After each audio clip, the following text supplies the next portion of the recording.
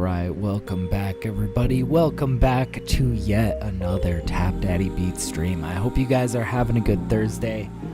I know I am. Man, we got a lot of good stuff going on. So today, the agenda is, I've got a beat that I need to mix. It's a really good beat. And, but then after that, I don't really have anything else to mix. And I have a hunch I'm probably going to fly through this track. So I'm kind of thinking, let's mix a track and then let's make a track if we have time to. I'm hoping we will. I think we will. But yo, real quick, of course, I got to introduce you guys on some fresh TapDaddyBeats. This is my newest release. It's called Midnight Special. Little banger. God, I love the vibe of this track, man. It's so good. And I have a new album coming out in 56 days, 8 hours, 58 minutes, and 44 seconds. It's called Nothing Is Real, and it is a neo-soul project that I've spent forever making. So I'm just going to drop a little link to that guy for anybody that is curious. And last little announcement before we dive into things.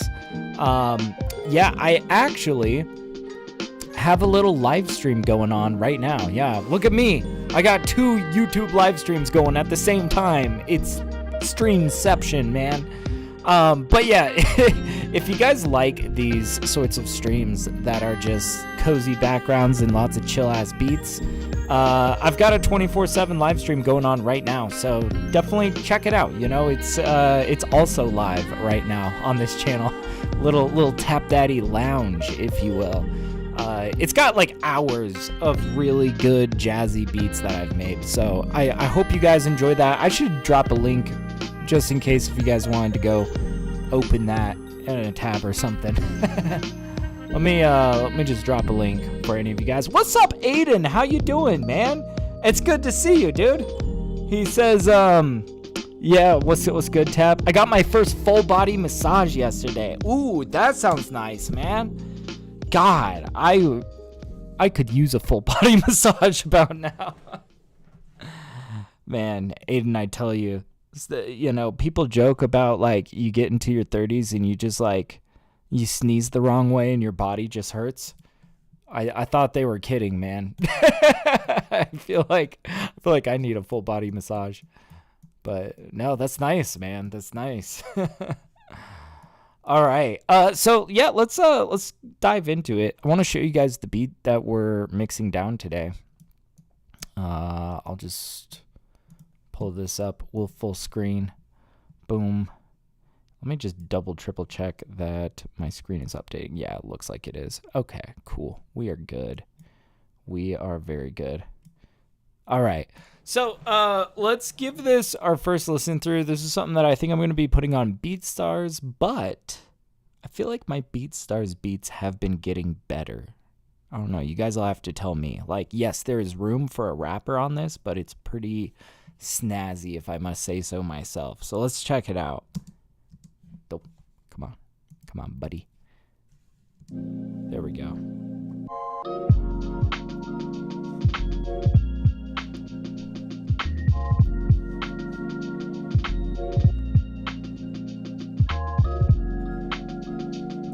This track is vibey. But yeah, it says, yeah, I had a lot of stress going on before that, so it's definitely healing for me. That's good, man. That's good. Yeah. He says, I cut Capo off. Oh, really? What went down between you two? I don't know. I'm curious. Hey, what's up, Chocolate? How you doing, man? Soup, Tap. Good day. Soup to you as well, man. Good to see you, dude. Welcome on in. But yeah, Aiden, you had a falling out with Capo.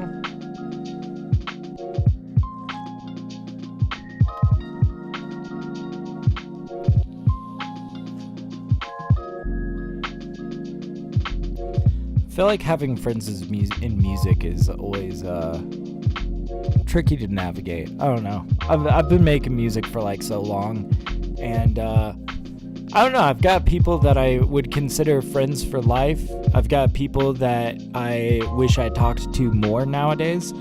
And I've got people that I absolutely will never talk to again. You know what I mean? Like, it's kind of a roller coaster in music and all the people you meet, you know? Yeah. Oh, it's good. Yeah, he says it might not be appropriate to say on stream, so we'll just leave it at that. But he says, but let's just say he took me to a dangerous place. Okay, yeah, fair enough, man. Fair enough. I can respect that, dude. Man. But you know what, Aiden? Sometimes it's healthy. Sometimes it's healthy to cut people out of your life, man. I had this guy, a friend of mine that was like a brother to me, and we were in a rock band together, and he was the lead singer.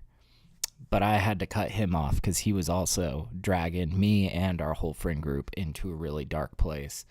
And it's just like, man, it breaks my heart. Kills me, but you know, it is what it is, right? It is what it is. You move on, you make the best life for yourself, right?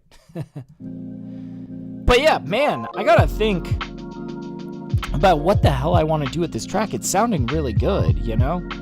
Yeah. Chocolate saying, Tap, can you raise the audio a tiny bit? Let me see if I can. Because yeah, this track is kind of cooled out. Yeah, as I'm in the back of the truck. Okay, Chocolate, for you, I'll see if I can get the volume up a little bit more. We gotta make sure he can hear it in the back of the truck. Okay, let me pull up Loopback and see if I have any slack to pull this up anymore. Sometimes it's kind of tricky, but Loopback. Here we go. Okay, I've got Ableton at 100%. Let me see if there's anything else I can do. Pass through.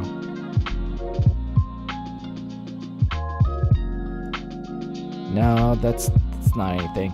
You know what I could do is I could turn down my microphone to make it more balanced with the music. And then I don't have any more room to boost it in OBS. But I figure mixing logic, right?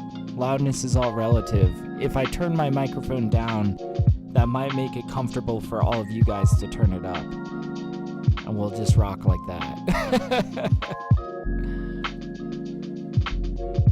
But no, this is really quiet. Let's see what the max peak value is. It's minus 5.49. So that's about as much headroom as I like to keep.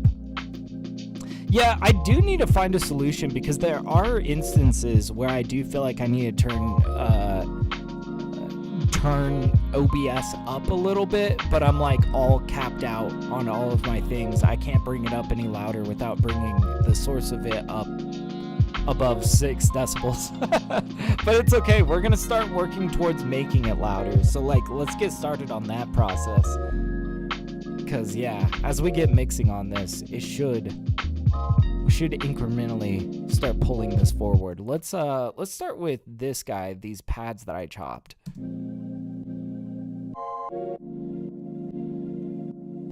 And just to show you guys, I have started mixing this a little bit. Okay, just to kind of catch you guys up to speed on what I'm doing in this project. I've done some light work on like these pads, have a little bit of LA2A on them. I'm kind of thinking we might bring these forward a little bit. It's also got a little glue compressor, kind of gluing the drums into these pads, right? So you can kind of hear it duck.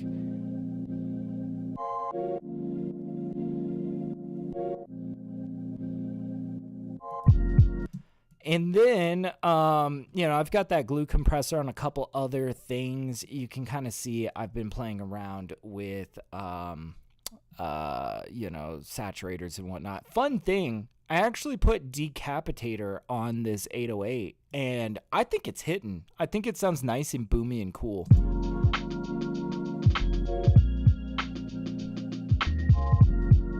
Oh, yeah. But the real big different thing that I'm doing in this project that I think you guys might find kind of interesting is I have this return track with OTT on it, over the top compression, and 2 sidechain compressors here that are both leading to the drum. It's just to give me more ratio to do all this. And basically what I've done is for a handful of these tracks, I've sent a portion of the track to this OTT glue compressor sort of bus, which I think is super cool, you know? Are you using the LA Gray 2A?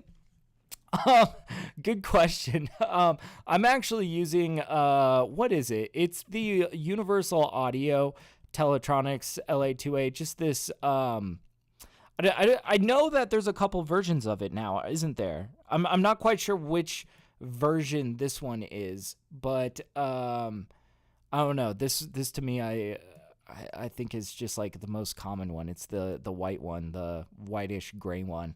But yeah, just LA2A Teletronics from Universal Audio. That's pretty good. What's up, Kai XXX? How you doing? Welcome on in, dude. Got here just in time. We're diving into this track, man. Yes, for anybody that's curious, like what we're doing, we are mixing this track down today.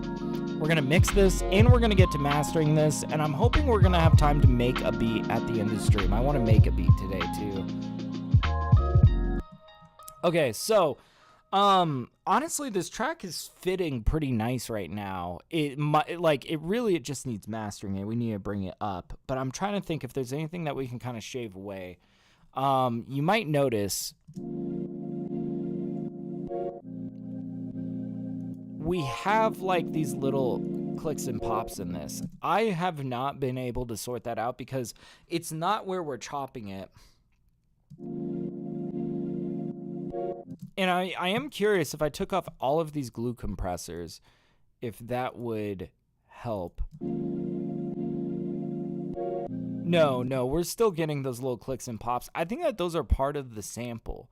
So since that's the case, I don't think we're going to be removing those. But luckily enough, like with the drums and everything, you can't really tell except for in the intro.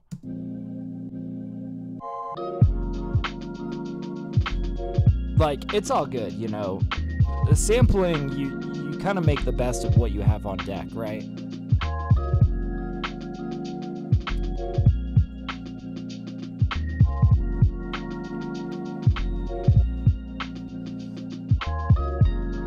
And let's see, so on the drums, I've got my amp peg. We run it through a guitar amp first, and then we have it ran through our LA2A, or I mean not our LA2A, our 1176, you know, slow attack, fast release. And then over here I've got an EQ where I'm just kind of clamping down on that kick, you know. It's pretty slick. Here, I'll even highlight all these, A/B test it for you guys.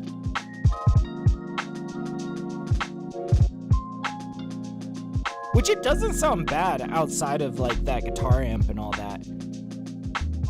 But dude, I really like this. Just kind of makes it feel a lot more low-key in my opinion.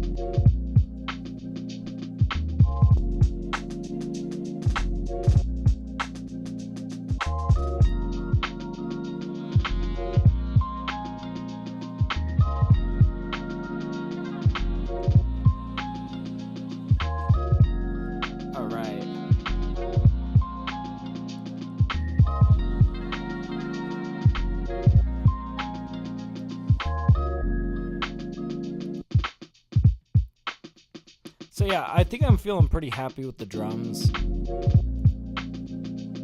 It's really gonna be small things like this is such a full sample. Let me just pull up the EQ, see what's going on in here. So it really is just this mid-range. Okay.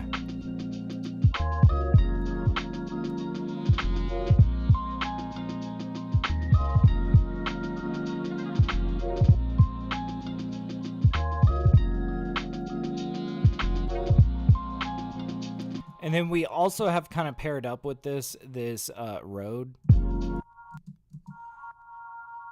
that's kind of filling out the top end of that, you know? Yeah, you can see it's kind of like sitting right up here above. Yeah, a little bit below 1K, a little bit above 1K, just kind of in this area.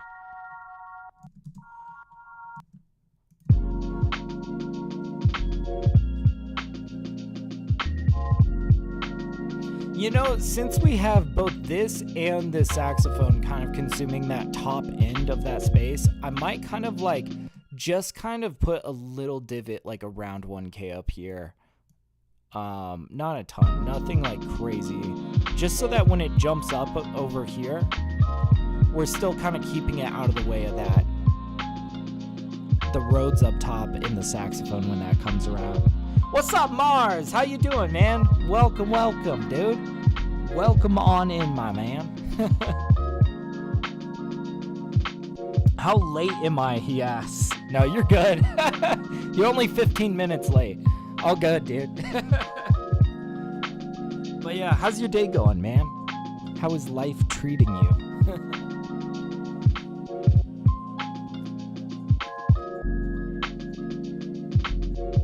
God, I really like this bass. I feel like a big part of this is like, I like how much that kick juts out above the bass. I'm kind of considering how can I bring this bass up just even a little bit more.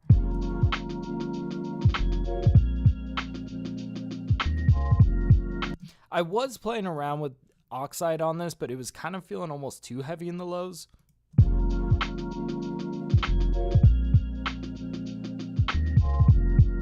And a little bit too compressed. I honestly just kind of like Keybase fed into Decapitator. Got it on this E setting. It feels pretty good here. Whew. But yeah, Mars says, I woke up busy, chilling now. Okay. How do you wake up busy? Damn. Fair enough, man.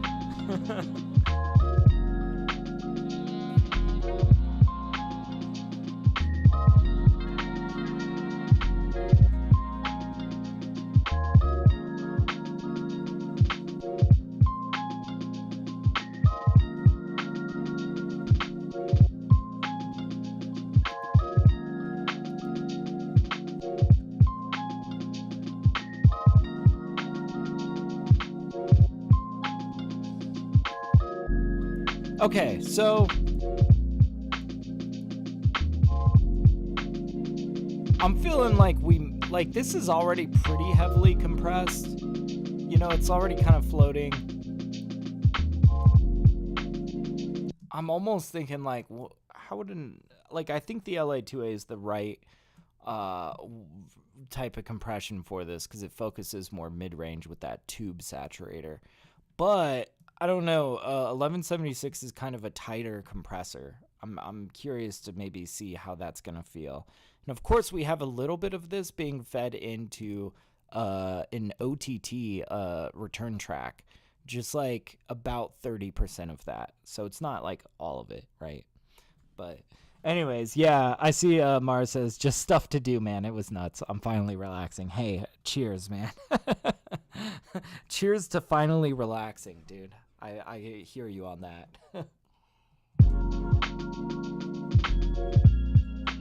I hope this track helps with that, you know?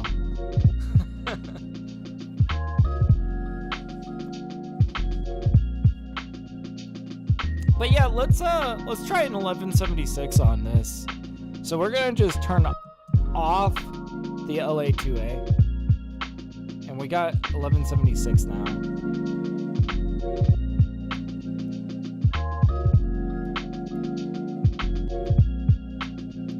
I'm not even sure about it, like attack and release, how maybe I do want them a little tighter.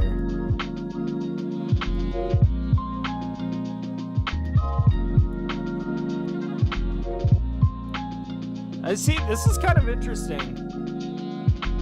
I kind of want to like gain match this to the LA2A.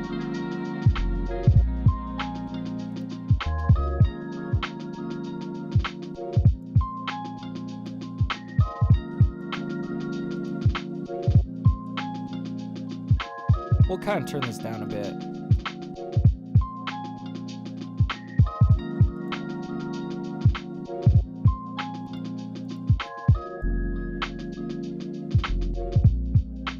Yeah, I don't know. I kind of like the 1176, you know? Like, I normally will go for LA2A when I go for stuff that's a little bit more mid-range focused like this. But I feel like this is kind of giving it a little bit more excitement to it. Yeah, I see Mars saying, yeah, it's that diode they use in the 1176. It has a sharp roll-off. Allows for tight gating. I like it. I like it. Yeah, I feel like I needed something a little bit more intense, which was why I started this by so I put OTT on a return track with our side chains, right? And I just started feeding in a handful of things. I fed in 30% of our pad right here. And then same thing with our roads.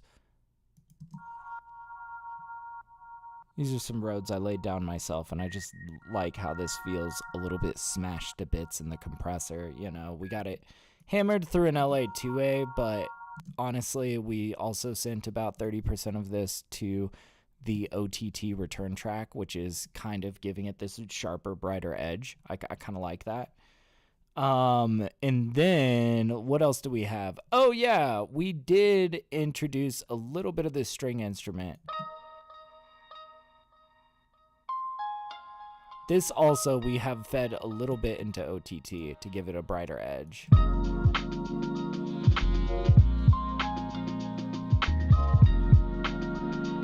So I like that. That's a little bit unconventional. Not what I usually do. I don't usually have a return track with OTT on it, but this one just felt like I needed to give it a little bit of sharpness, a little bit of roughness around the edges in a couple areas, you know? And I don't know, that just worked like a charm. Not sending everything through OTT, but it's like I'm doing parallel compression with a really aggressive compressor on a couple of different instruments, you know?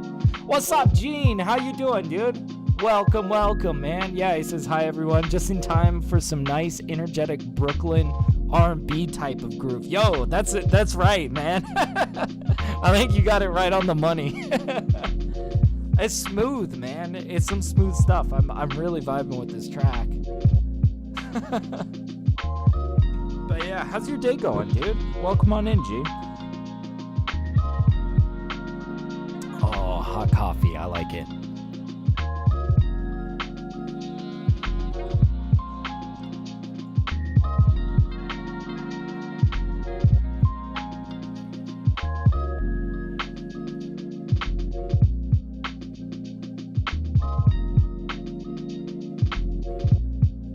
Man, and I will tell you guys, I think one thing that I've been really focused on lately in my drums that I think has been, revolutionary for me, I've been going absolutely ham with this secondary snare.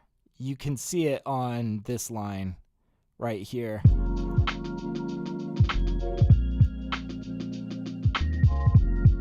It's just, it gives this so much syncopation and groove.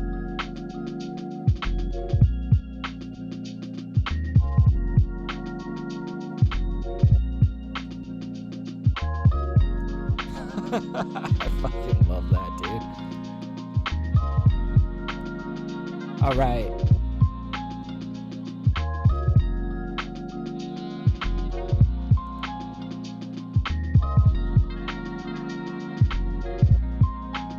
It's hot as shit in France. Oh man, I feel you, dude. It's also pretty goddamn hot here in the States. It was 98 degrees yesterday, Fahrenheit. I don't know how that translates to Celsius, but it's fucking hot, dude.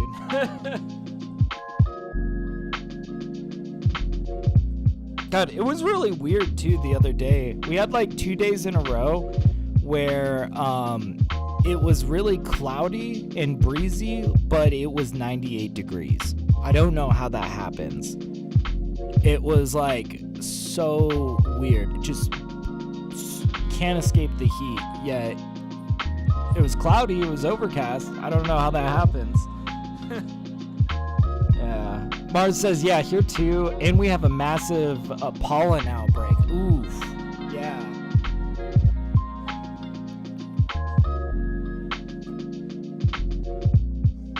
I feel like for the longest time, I didn't really get allergies or anything. And, everybody would complain about pollen. And I didn't quite understand until I remember one day I was at a friend's house and it was kind of windy outside. And I remember literally seeing with my eyes the pollen just like being brushed off the tree and spread into the air. And just then it really clicked with me like, oh my God, yeah, pollen is like, it is everywhere.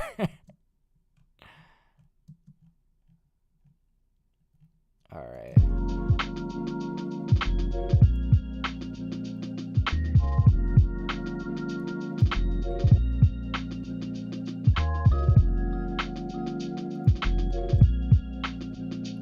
Okay, this is where I'm going to start kind of lifting some of the brighter elements.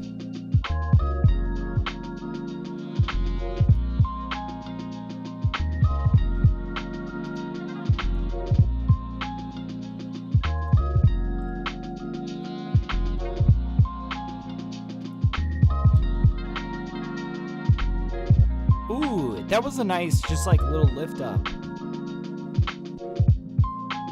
Basically what I just did was like I was feeling like the track was feeling a little bit too like mid-range focus, and I just took everything that was reaching above 1K basically and just kind of brought it forward like 1 decibel. And this is feeling good.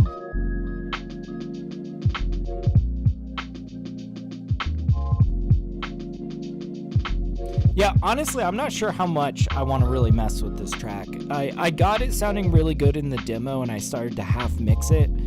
And I'm really liking how this was turning out with this return track with OTT on it. It's kind of something I don't usually do, but it's really done good work on this track, But yeah, I see Mars was saying, yeah, I woke up all stuffy, brushed my teeth twice, and did a nasal and eye flush with Celine. Yeah, when I was younger, it didn't affect me until my 30s. Fair enough, yeah. Gene's saying, supposedly this weekend, the second heat wave is starting. Oof. Yeah, I feel you. That's fucking rough, man. Yeah, Mars saying we've been getting scattered showers since yesterday. Still hot in Texas, but the rain helps. I feel you. I feel you, man.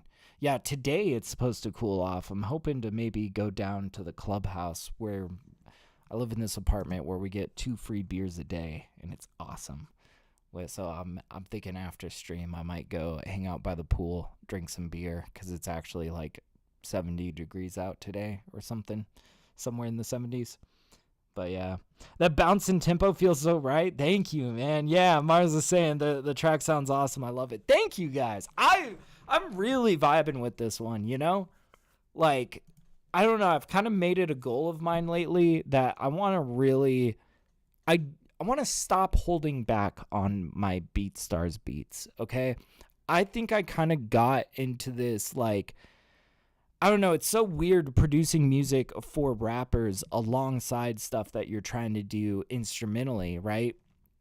Because, like, I don't know, I feel like you get so far into a beat, and if it starts sounding really, really good, I'm like, oh man, I need to, like, spruce this up and put a bunch more meat and potatoes in here and turn it into something that would be good for my Spotify, right?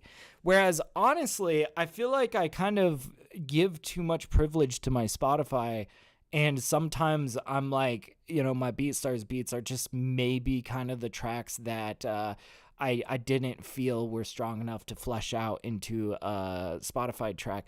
But the thing is I'm so far ahead on my pipeline, right, that I'm like, I've got the next 2 months of my Spotify releases like all scheduled out. I'm scheduled out through mid-September. And then on top of that, I'm also decreasing the amount that I'm releasing on BeatStars. So, like, I was releasing 3 beats a week on BeatStars. Now I'm only going to be releasing one because I'm like picking up a little part-time job as a bud tender, right? And so I don't know, basically in my mind I'm thinking like I got to make these BeatStars beats count. Just like I do on Spotify, where my goal is to be patient with myself until I have a track that I feel like is so good that you could not scroll past it, Like, I also got to start giving that same sort of, like, grace to my BeatStars beats, right? This is one I feel like is an example where it's, like, such a good groove that normally maybe I would look at this and go, oh, I want to spruce this up and save it for my Spotify. But no, I want to make this, like, the best track possible for the rappers, because I think that it works both ways, even when you're trying to sell beats to rappers, It's good. Let me see. Let's keep running through it. But yeah, Mars was saying, yeah, you told me about the beers. Sounds like I'm gonna jump on that train. Yeah, right? I know, it's nice. We have a keg in our clubhouse area for my apartment complex, and you get 2 free beers a day. And there's like a nice pool area. And I don't know, it's a cool area. There's like a gym, and there's a pool table, and like all sorts of stuff, coffee machine. But yeah, usually after streams, I like to get off stream and go cool off by the pool with a beer. It's kind of nice. Yeah. But yeah, Gene says, actually I live in the country and we have big caves you can visit. Ooh, that sounds nice. Especially during heat waves. Yeah, he says, I think I'm going to try to go to cool down. If it was good for our ancestors, it's good for me too. Absolutely, man. That's awesome, dude. Hell yeah, dude.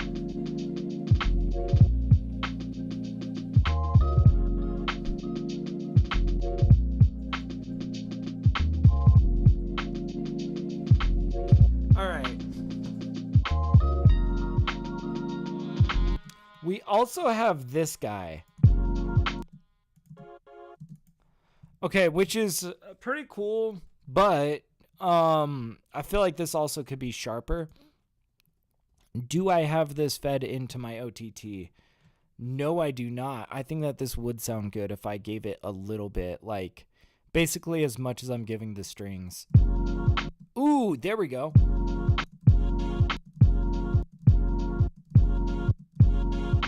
You see, this is what I feel like having OTT on a return track is actually pretty baller. Because, like, man, trying to, like, OTT on everything, right? And you're, like, trying to only give it, like, 20%, whatever, right? But you always end up overshooting it, and your music just sounds super flat. But doing it in parallel, using a return track and only sending, like, 15% of your track to the OTT return group, you can hear as I slide this knob how it's like.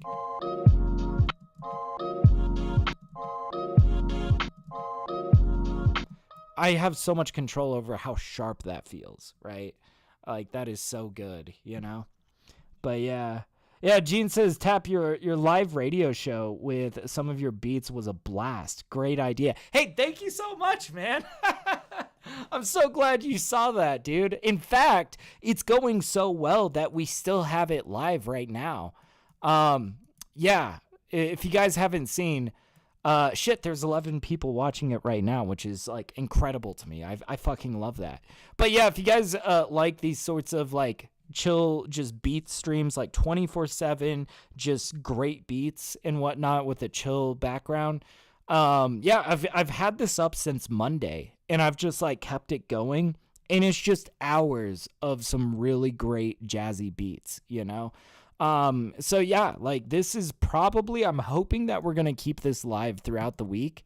The idea that me and my wife have thought of is like, we're gonna try to launch one every Monday, right? Yeah, Mars says, yeah, I received the alert. I checked it out too. Hey, thank you so much. And I'll just drop a link for anybody else that might be trying to find it. But yeah, I think I want to launch one of these every Monday. And the idea is is I'd like to keep it live for as long as people are watching it. So ideally, what would be great is if it gets, enough steady traffic that I can keep it running into the next week when I launch another one. And then maybe eventually I might have 2 or 3 of these live streams going at once that all have slightly different flavors of my hip hop. Like my wife just curated, there was like this nice like Japanese cafe one that we're going to be launching soon that has a lot more bright, summery kind of chill tracks, So that's what we're going to be launching next Monday. And I hope that this will still be live by then. I hope we'll still have audience on this one. But I just love these streams, man. They're such good backgrounds. Like every time that we end up doing these, me and my wife have this going on in our living room. And it's just like nice to walk by and like hear all of these beats, It's cool. Anyways, I'll get back into the track, but I'm glad you guys saw that. I'm really glad you guys saw that.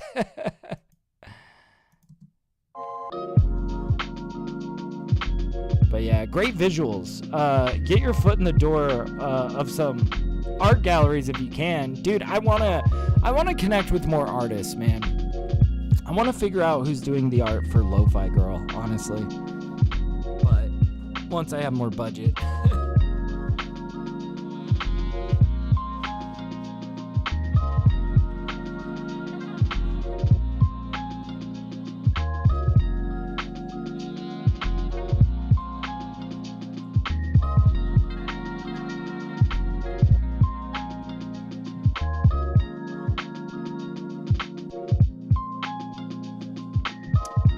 God damn. Honestly, there's not a whole lot that I want to do extra to this track.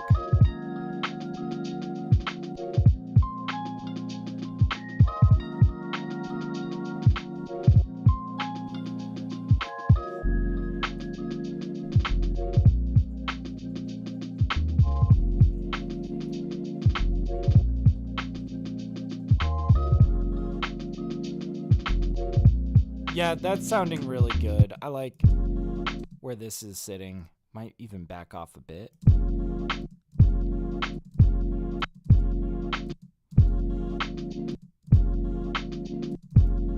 There we go. But yeah, Mars says, I thought a Japanese chick that does all the Lo-Fi Girl stuff. I thought it was a Japanese chick that does all the Lo-Fi Girl stuff. I have no idea. Who is their animator, I mean, I know that the music is a collective. Like, they're basically a record label, right? Dude, I fucking want to be Lo-Fi Girl one day. I mean, okay, not really. I feel like Lo-Fi Girl does, honestly, their music is a little bit too, like, 2016 commercial lo-fi for me, which is totally, like, that's what they established, that's what they are known for. That's what they brought to the table, is like that commercial lo-fi sound, right? I'd love to have a similar operation, just more with this kind of stuff, stuff that's maybe a little bit more jazz focused and a little bit more rooted in hip hop, but I don't know. I just think their whole operation is really unique and interesting. I see the same thing going on with chill hop music. I remember a while ago, I was watching a DJ Payne video where I forget what tool he was using, but he was using a tool that allowed you to see the revenue of certain videos in certain channels. And he looked up Lo-Fi Girl, and dude, they were generating $10,000 per day. $10,000 per day on the official Lo-Fi Girl channel, on the Lo-Fi Cow channel. And I don't know, man, that's just fucking crazy to me. That is absolutely batshit insane. Just like, if that's what they're doing on YouTube from YouTube streams alone, like, imagine what they must be making when they are selling vinyl or like on streaming platforms, like, people say that streaming doesn't pay, that like, oh, live streams don't pay, like, oh, Spotify doesn't pay you anything, you know, nobody, royalties are so shit, and yet I know so many people that are winning at this. You know what I mean? Like, I'm happy to let everybody else be convinced that, you know, music doesn't pay anything and blah, blah, blah. Meanwhile, I'm just gonna go as fucking hard as I possibly can and grow TapDaddyBeats as fucking large as I can, right? Because, like, I don't know. I don't see it that way. I see lots of people making their living just doing this kind of stuff, you know. Which also, I feel like a lot of people are impacted right now. Like, you know, touring is down, right? And people are not going to shows. People cannot afford to go to shows. And it's really affecting the, you know, income of a lot of artists. I think that that's also why a lot of people are like, oh, the music industry is dying. And it's like, honestly, I just think the music industry is just different. And one thing that I've got in my back pocket is the ability to do live streams like the one I've got going right now, you know, with the beats. It's like, well, that's something that a touring artist may not be able to do because I'm a producer. I've got hundreds of beats. I can do something like that, you know? So it's like, okay, you know? But yeah, Mars was saying, I know a lot of people on YouTube that live off of, that live off of YouTube salaries. Yes, I'm on YouTube all the time, he says. Absolutely, man. Dude, I gotta say, YouTube fucking pays nice, man. Okay, I'm not like living comfortably off of YouTube, of course. I'm still small potatoes here. And I appreciate you guys, you know, engaging with all the stuff I do on YouTube. But what I will say though is like in terms of like YouTube music, right? So we're talking YouTube music, not just like what you get paid from videos, because it's different. You know, YouTube music is what gets sent to your distributor to be paid out to you, right? So it's all of my official releases that you see on this channel. And we have one song right now that's like going really well. It's gotten like 14,000 streams this month. Lady Moon, of course, you know, you guys might know that track. And dude, we're like looking in the metadata for Lady Moon, and just for reference, on Spotify, 1,000 streams is maybe about $3-ish, and it depends on what part of the world. Like in Brazil, it may pay less. In America, it may pay more. You know, it's like, it just depends on, you know, the price of Spotify Premium in whatever country, right? I was really shocked to see, you know, because you get to see your streams grouped by like country and by if they, you know, are using YouTube Premium or YouTube Music or whatever. Dude, 1,000 streams from the US using YouTube Premium generated, I think, $13 or so. And keep in mind, we're like getting, you know, like 14,000 streams just this month on that track. You know, like YouTube pays well, man.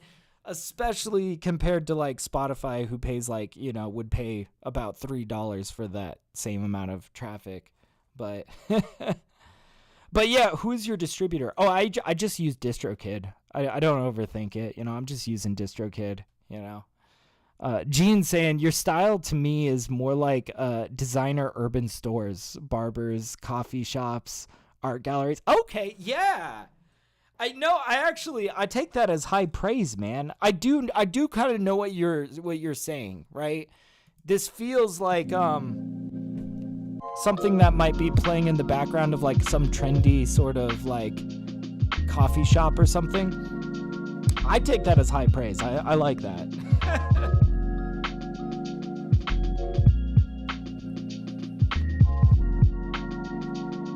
All right. Sorry, I'm yapping today because I'm like, there's honestly not a whole lot that I need to do in terms of the mix on this track. I'm just listening through it, trying to hear anything that's gonna stick out to me.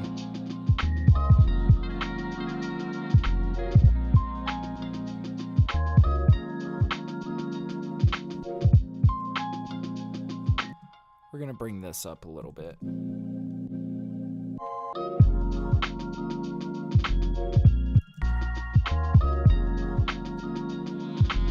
Okay, this sticks out a little bit nicer. Okay, cool.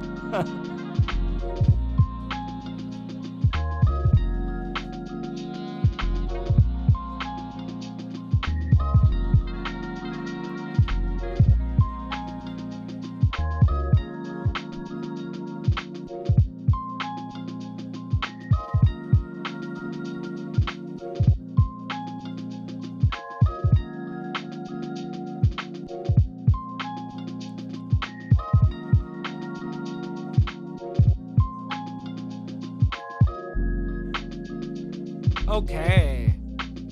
Damn, let's get a max peak value, and we might start looking at our master chain for this. And then I really do want to make a beat today. I think we're going to make a beat after we get done with this track. That should be so good.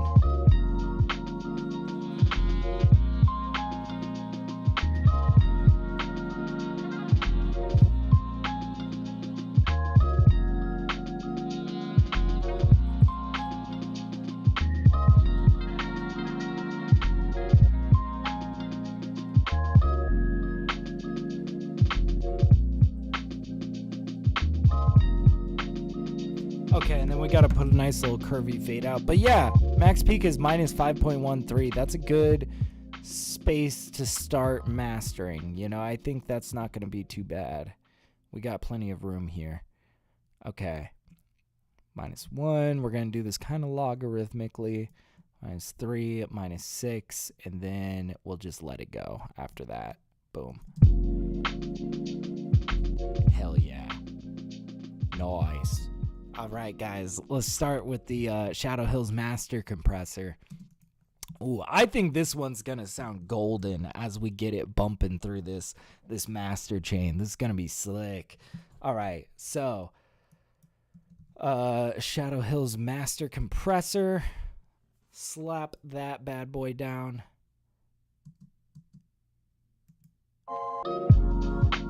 Okay, we're gonna enable sidechain.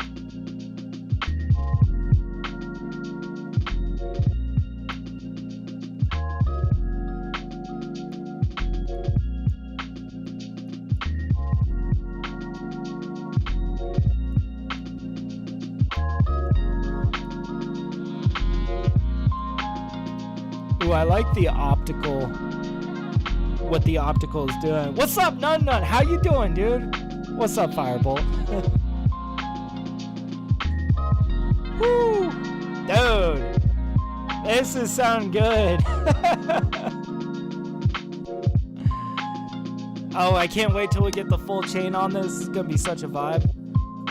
Oh, damn. But yeah, Nun, how's your day going, man? Welcome on in, dude. Woo. Shit. This is feeling good. Alright, let's get it sounding even better. We're gonna pull out Oxide tape recorder. Ooh. Here we go. Let's change the EQ. Woo! Sounding dope. Thank you, man. Thank you. Woo! Oh man, but let's breathe a little life into the mid-range, right? We're gonna pull out little radiator. We're gonna saturate this slightly, and this is gonna make the mid-range feel very vibrant. Oh, that's too much. That's way too much. All right, let's run this back. Let's figure out how much we need, though. Okay, we're starting at dry. Oh, this isn't gonna take much. Just a little lift in this mid-range. And then we're gonna lift the highs using the 610A preamp. And what's cool about that is it's got this little quote-unquote hardware EQ where you can lift the highs and it feels good. It kind of distorts up there. Yeah, that Oxide is the cheat code. Yes, sir, Chocolate. It's so good. Okay, before I apply this preamp, the Oxide is so good because it emulates reel to reel, right? Reel to reel processing. It's trying to emulate very accurately what tape sounds like. And so what's cool is it introduces a little bit of tape reflect, right?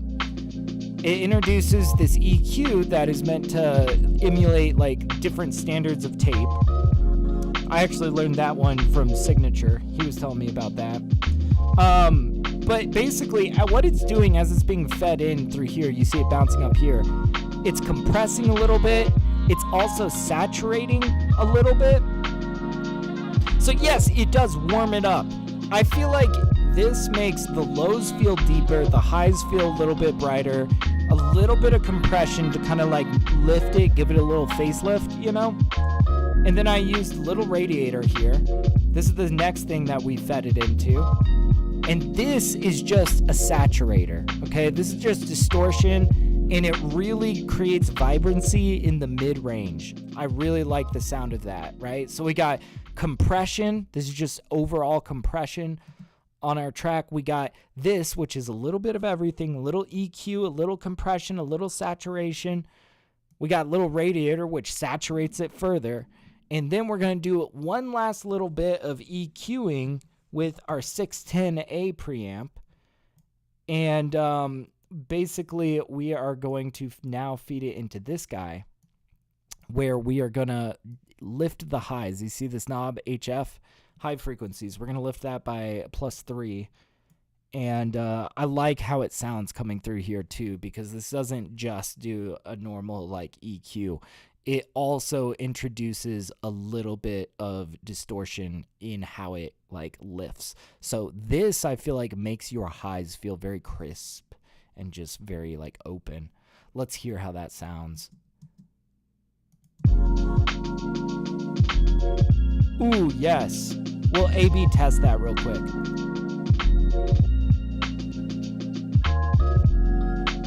It's slight. It's very slight.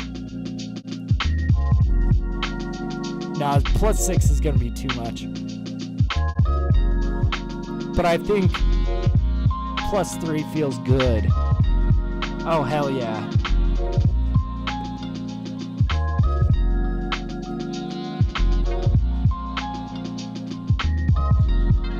Dude, I am spoiling the rappers with this one.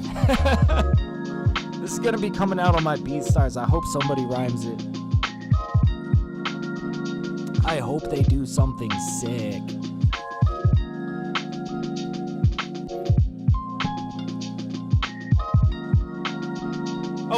Okay, so now we're kind of at the end of the rope, right? Where we did all of the flavor things. Now we need to bring it up to like the level that's going to be commercially viable. Lately, my target LUFS has been about -10.5. I want to get a read on like what our max peak value is. Right now it's looking like -6.4. We'll lift it up to 0.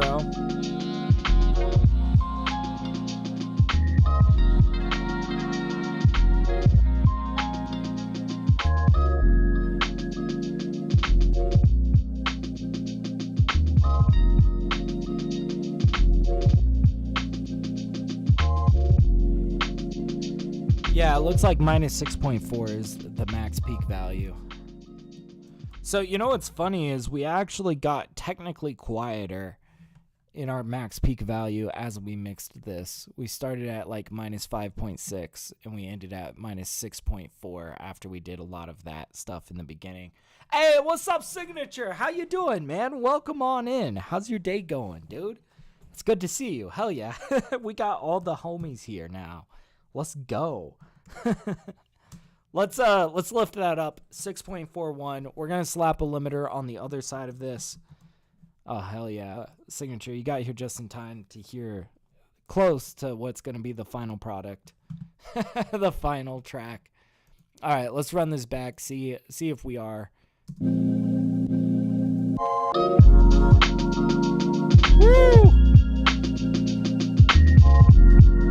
You know, I'm almost feeling like that snare might be coming off a bit harsh.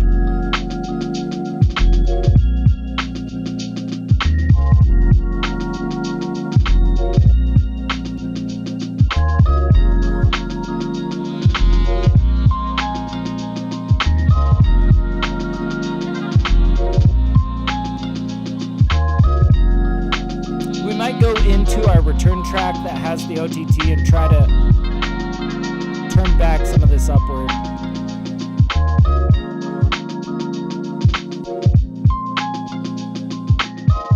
Let's also try to bring down this snare a little bit.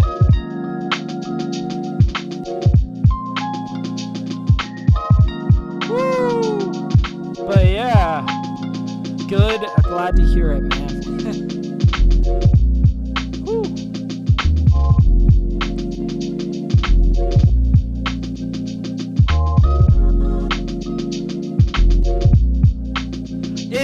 It does feel kind of rough around the edges, but that's okay. Like, the sample material was pretty rough, right?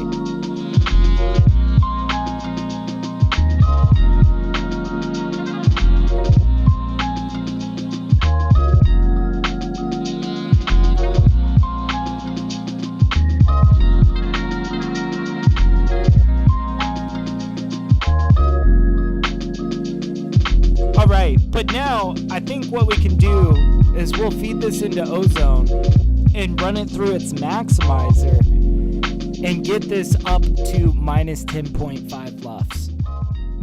Alright. Let's bring this, so we're going to run it through Ozone real quick. We're probably going to change everything that it tries to do, but whatever. We'll let it pretend like it's holding the steering wheel for a second. All right, I'm going to run this. This might jump up in volume. Just a little loudness warning. This might jump up a bit, so letting you guys know. Let's run it.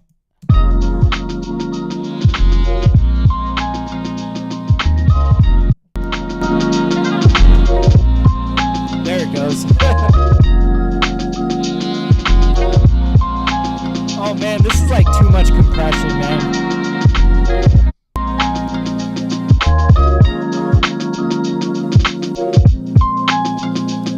Yeah, it's these highs being lifted.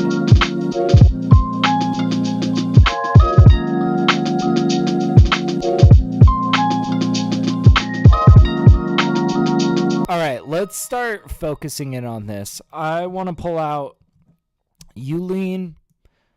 I want to see how far off of our target LUFS we are. And you might notice, like, this did get kind of smushed a little bit too much, I feel like.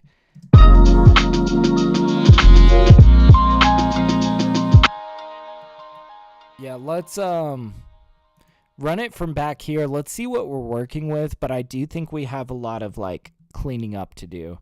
I'm going to start turning up my mic volume, by the way, since we're at such a high volume right now. We really are like coming through the roof here. There we go. Check, check, check. There we go.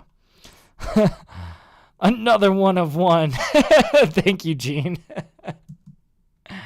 God damn. This is a cool track. I love it.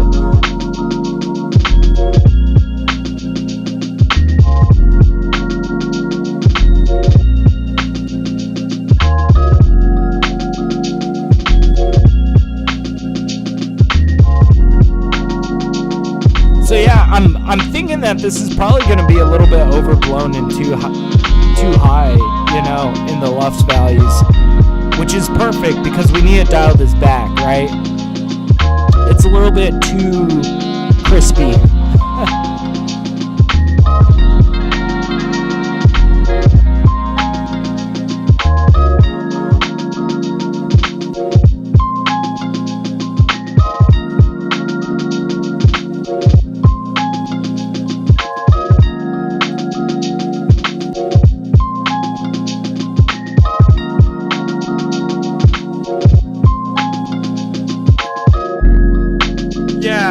It's like you can hear it introducing artifacts there. We're gonna have to clean that up, but it's good. We're at 9.4. We're like a full LUFS above where we need to be.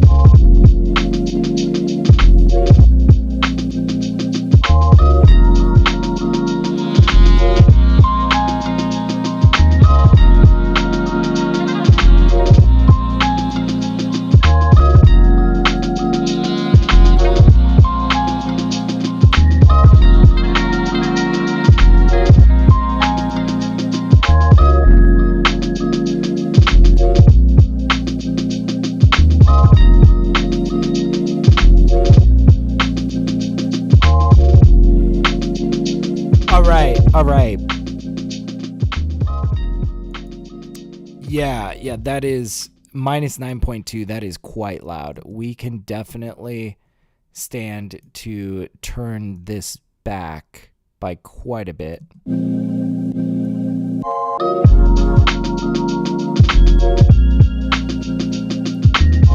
I also, let's figure out what we're doing here.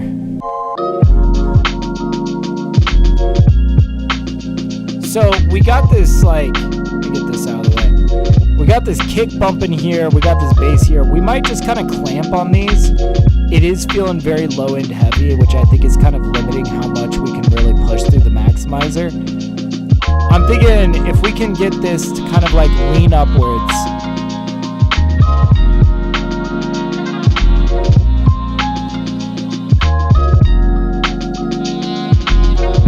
This kind of shape, right? Where we're kind of just like tilting it into the brightness, right?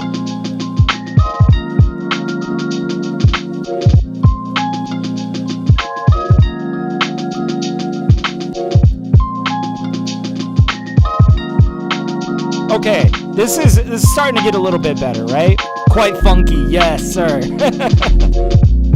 I'm telling you, man, I've been going crazy with like the secondary snares in my drums lately. It has been everything. It's been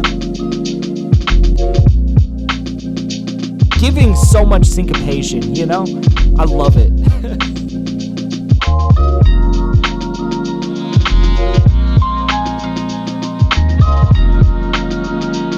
Alright, we're around the right LUFS value. We're like dialing in on it.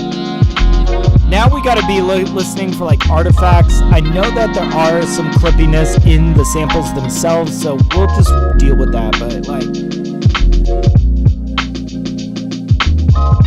does the bass crackle? I think the bass is fine. Now that we brought it back a little bit.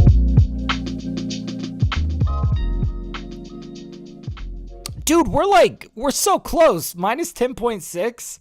Okay, I might even just settle for that. Let's, I don't know. We adjusted a lot while we were getting that readout. So let's run it again and really see if we got it. But I think we got it. Yeah, nice one. Thank you, man. Thank you. I'm like feeling good about this one. All right, let me pull up. I'll pull up the Uline. Here we go. We're looking for minus 10.5 on this value up here. We'll see if it can get there by the end of the track.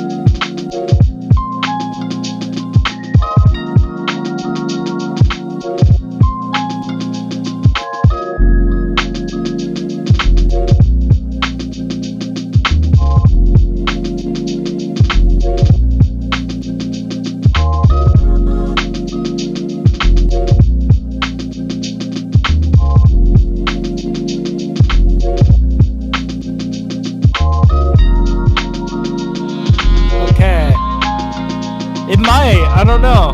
It's close. It's hovering.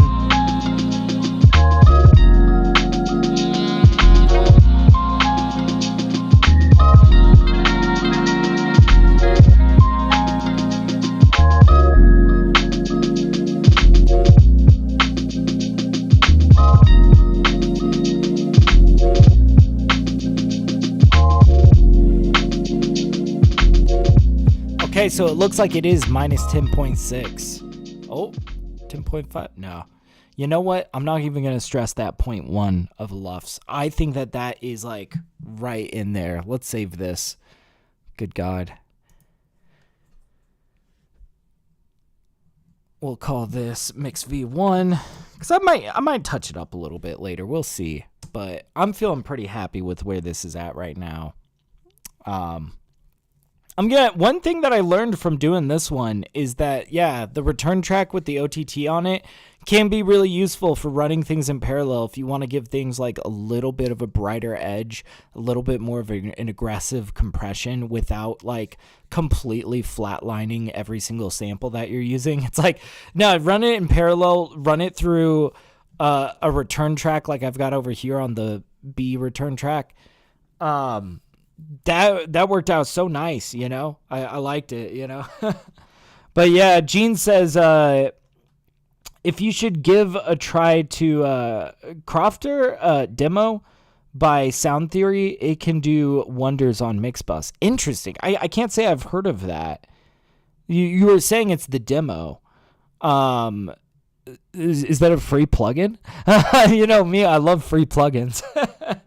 But yeah, right on the spot. I think we got it, man. I think we definitely got this. So anyways, like I was saying beforehand, like this was the track that I had to mix down, right?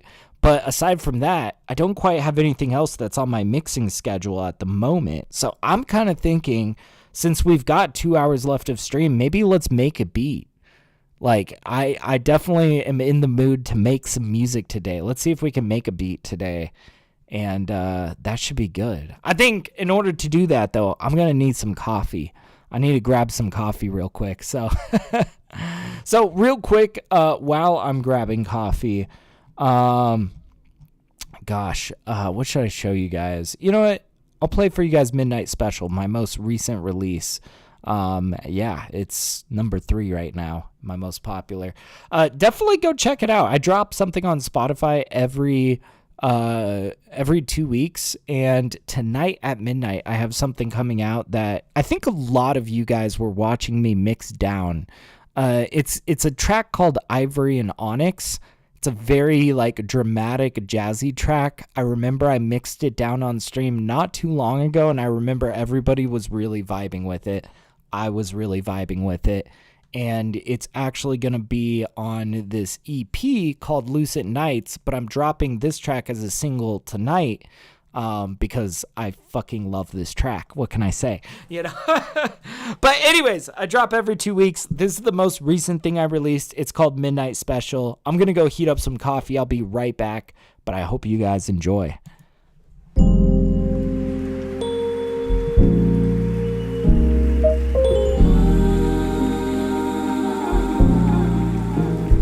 TapDaddy.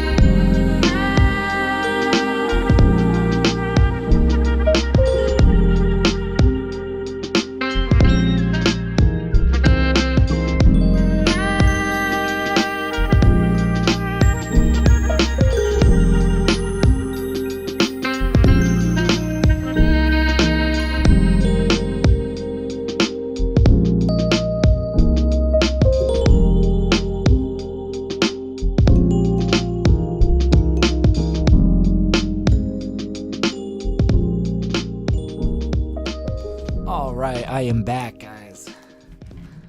Just in time for the end of the track. Let's go. All right, so if you are just joining us now, we are about to start a brand new beat. Yes, I know today it says mixing on the stream title. We just finished mixing this track, and you know what? It's time to make a new beat. Let's just make something from scratch here. I can't wait. But yeah. All right. But yeah, Gene saying, I mean, it's commercial, wink, wink, but it's kind of like OTT on steroids. Oh, and cleaner. Okay, because, you know, honestly, I feel like my biggest gripe with OTT is that it makes everything super staticky messy, you know, which sometimes is kind of nice. Like, I feel like there's been a lot of times where I've tried to take a collection of MIDI instruments and make it sound like a piece of vinyl, and sometimes OTT has been great at creating the texture for me, you know? But that's not always, like, sometimes no, I just need really intense compression that is going to sound clean. So I might have to check that out, you know? All right. Let's figure out, I want to first of all I want to find a really fire sample. Something, okay, so I've definitely been kind of like saving different piano samples and whatnot, but we might go over to Rhodes. I've been really enjoying like creating pads out of Rhodes samples. That's how we made that last one that we just mixed.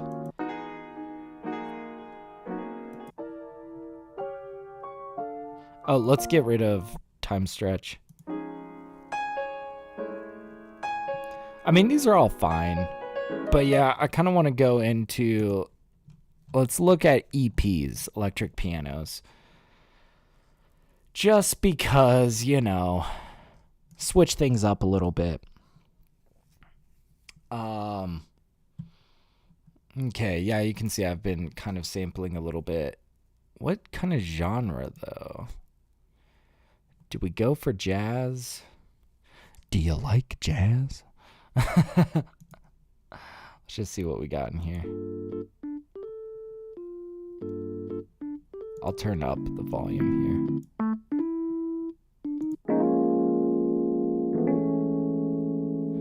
And really all I'm looking for is colorful chord progressions. We might not even just play it out. We might like chop the notes.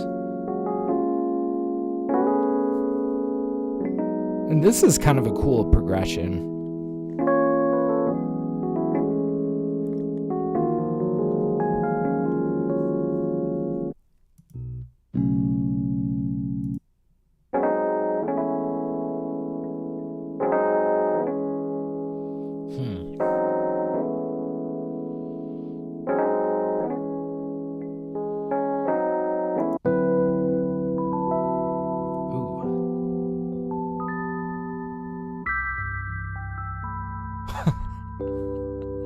That's quite a range that hits.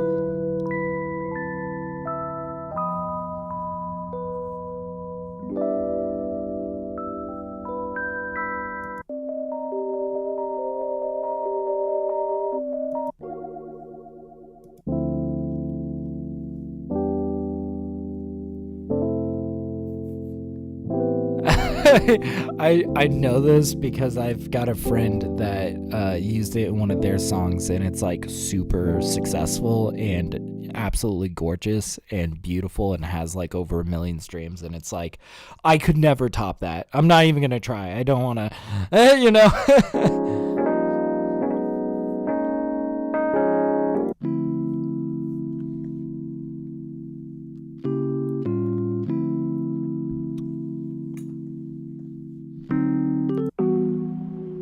I don't know, I'm not finding like a ton in the jazz category. I mean, there's stuff that's fine here. What if we went more into like soul or R&B maybe even?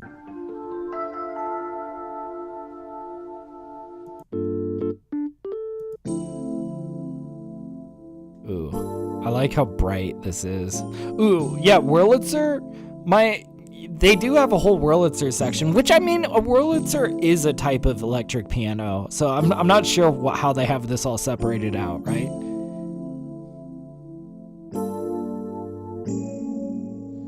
That's the dude. This is the sort of EP patch that I hear all the time in like plug and B music.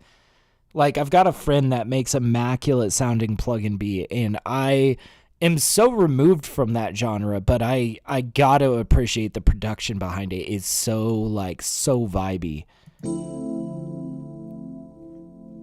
Like it's this sort of sound selection that I take away from that genre and go, oh, that's so good, you know? Let's go Stevie Wonder. Yeah, don't sell yourself short, okay? I appreciate you guys.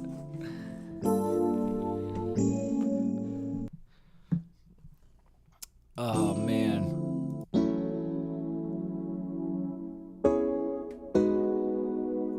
Like, there's something so special about this type of... You know what? I'm deciding right now, before we even pick out our sample, let's make our drums. Because, you know what? That might help us figure out what we're going to sample, how we're going to sample, what we want to do. I want something clean with a nice pocket. Just like my pants. Clean, nice pocket. Where are the TapDaddy drums? Oh, I was searching. Let's see. Gosh, and I have been really... We could do something kind of Dilla-esque. Here, let me just throw you guys over on Jamcam. And we'll just kind of...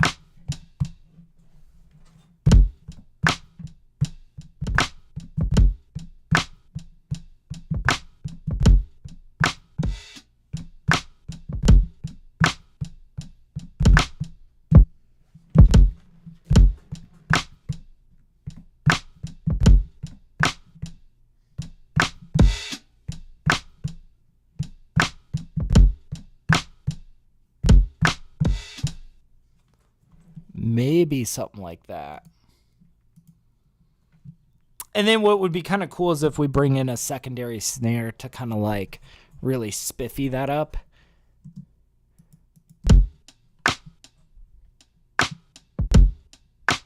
We're going to get this sound perfect.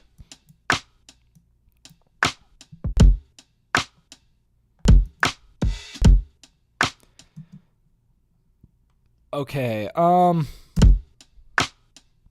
I'm not sure I like how that wraps around. Here, I'm going to go ahead and like maybe grab a secondary snare for this, and we can kind of do what we did last time and go a little bit crazy with, I don't know, I've been telling you guys so much. I've been going crazy on my secondary snares. So I want to make sure that all of these snares, these claps, are like really on tempo. Give ourselves a grid that does not contain flaws from the get-go, just so we can be super tight with every syncopation and rhythm that we put in here. Now these hats you can kind of see are a little bit off. I think I'm going to keep that. And that's syncopated.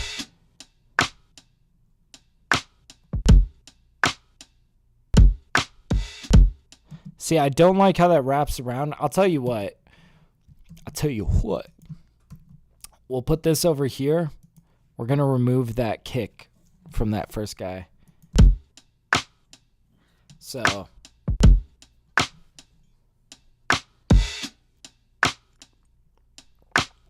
Gene was saying that the let me pour wine for you while you let your hair down sound.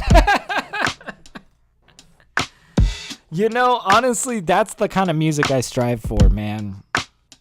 I mean, with a name like TapDaddy, yeah, I think that's what the people expect.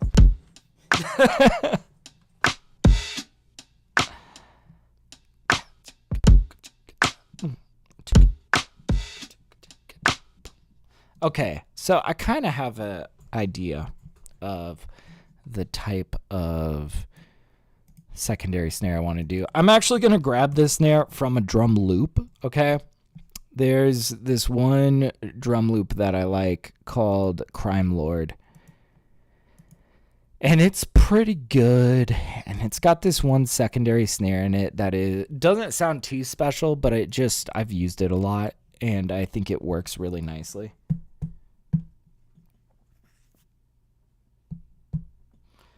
Let's put this guy here.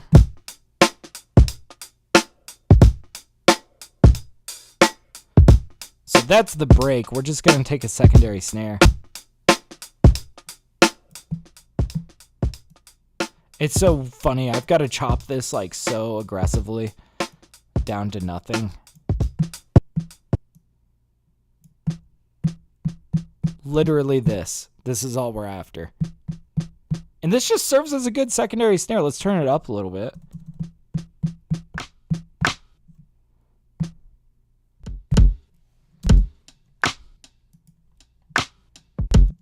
Okay, now let's get... And we're at 157.5. Let's call that 158 BPM.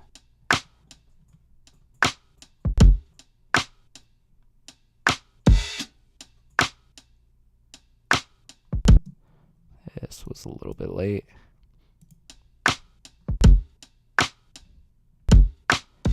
And you guys can see, like, you see how we've got the pickup kick syncopated like this? We'll also be doing syncopations like that with our secondary snare. Now, the secondary snare I like to do by hand. Let's just start dressing it in a little bit. We'll say, like, one right here. Bring it over, bring it down, maybe.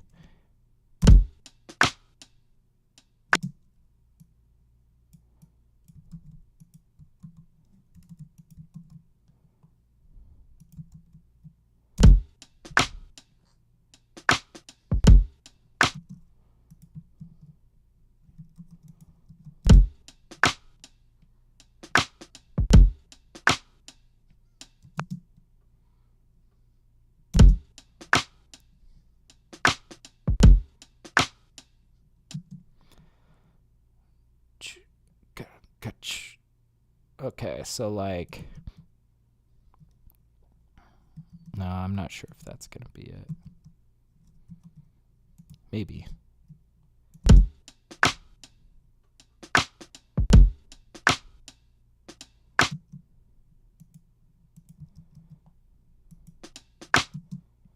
And then this guy, let's do a little double roll. A little double bounce. Yeah. There we go.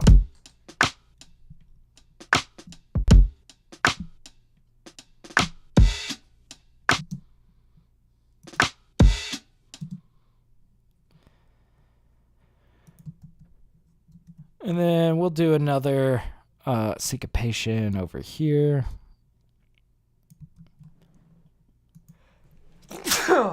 Excuse me. Oh my gosh.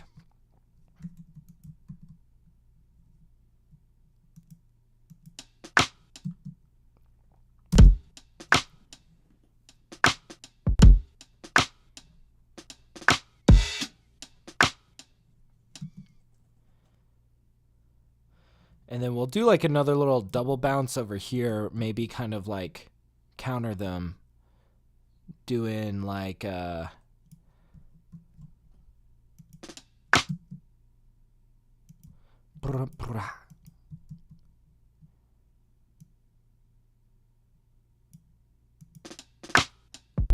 there we go.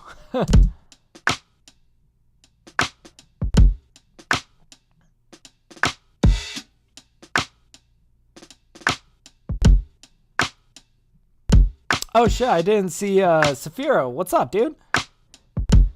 Says I struggle making melodies. Oh man, no, I feel you on that. Honestly, okay, the best advice that I have for melodies is I feel like everybody they start looking at their MIDI keyboard or they're looking at their piano roll and they're just feeling overwhelmed, right? But step outside of that, and if you just gut instinct, just like whistle a melody, or hum a melody, right? You take away the instrumentation and putting it down on paper stage of things, and you just literally hum a melody to yourself. Well, if you can formulate a melody in your mind, now you can translate that. You can pick at your piano roll, or you can pick at your MIDI keyboard until you really like hit some, actually reflect what you are thinking of in your mind, right? But I think like sometimes it's just like, you lay down some chords, you start humming a melody in your mind. That to me, I feel like feels like the shortcut to getting an actually good, catchy melody, right? All right, let's keep going on these double snares.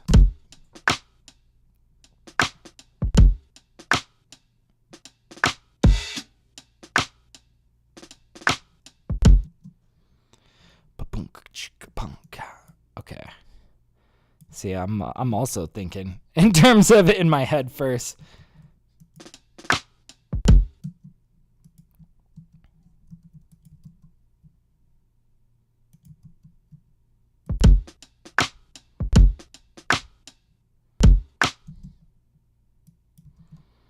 And we'll like set this guy.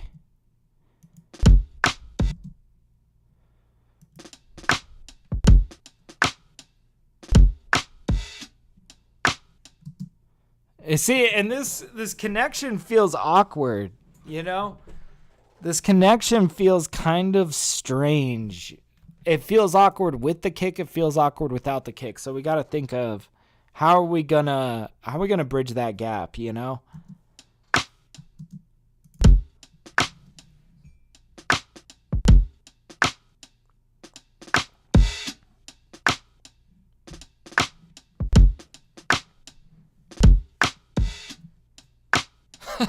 I don't know, man. Maybe we do slip back in that kick.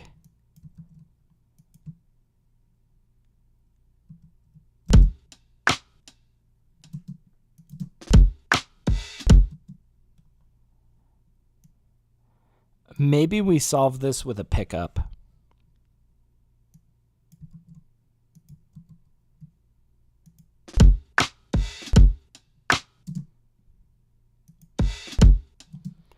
I don't know, it just feels awkward no matter how I set this.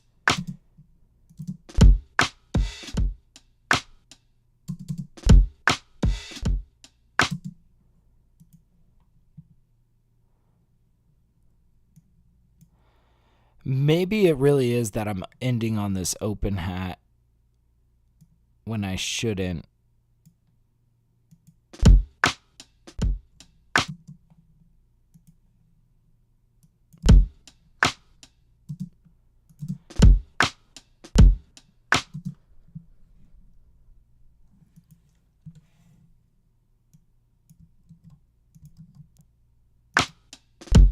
Oh, and also what's making this awkward is that this was like a little bit early. Maybe it's not the open hat that's making it weird. It's the timing of it. Oh, yeah. You see, like that felt better. Okay, now we're good. Now we're cooking. Now we can just take this, place this over here. Now, I'm also curious, how's this going to feel at a higher BPM than 158? Let's go 180. Put it at 90.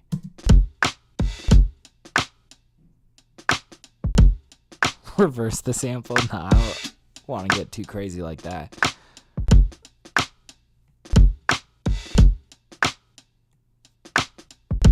Okay, I feel like we have something just what I was looking for with like a nice pocket to it.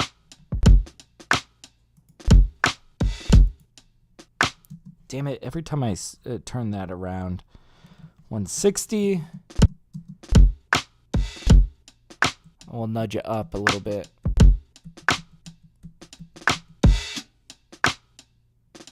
Okay, this is like 88 BPM. Let's go back, figure out.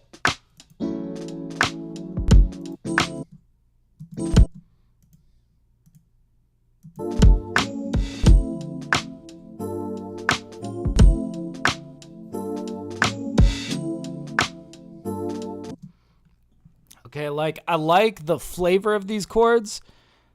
Timing, absolutely not, but like these could be some good chords to kind of chop apart.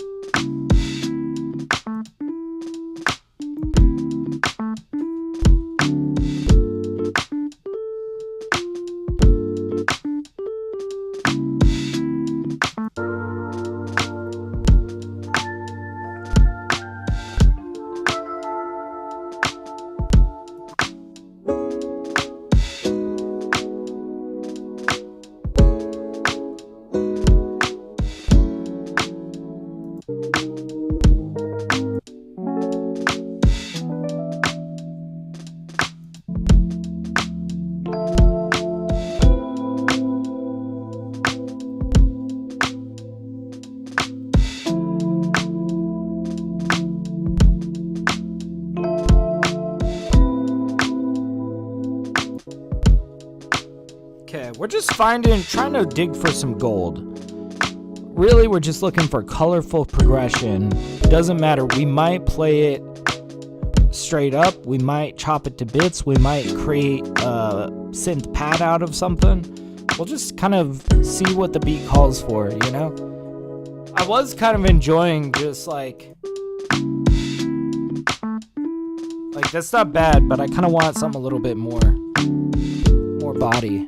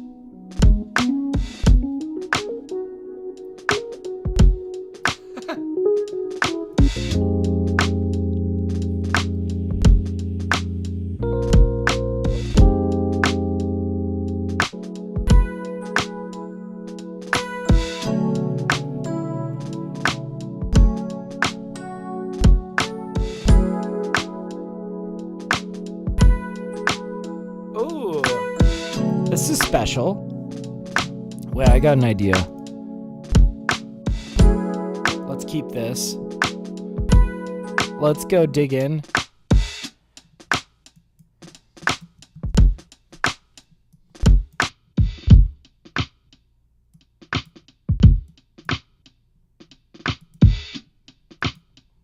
And then we're going to send a little bit of this to a reverb track. We're going to run that in parallel.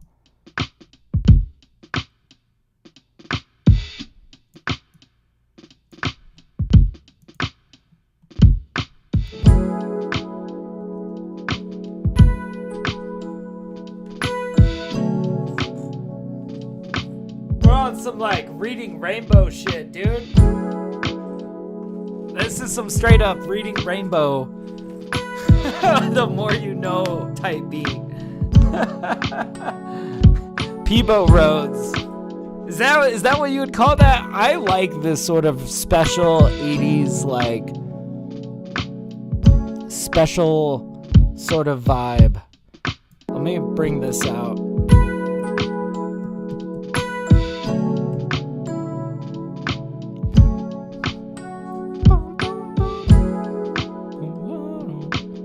Oh man, I could think of so many synthesized elements that would pair so well with this. First of all, I don't want to leave it in its current state. I don't want to leave it unpitched. Stupid, but I feel like Content ID sometimes doesn't get you too bad if you just pitch it up or pitch it down or something.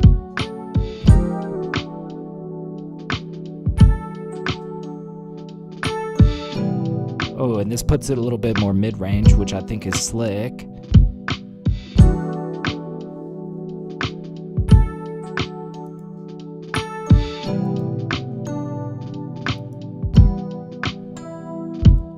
Let's do some slight compression on these drums. 1176.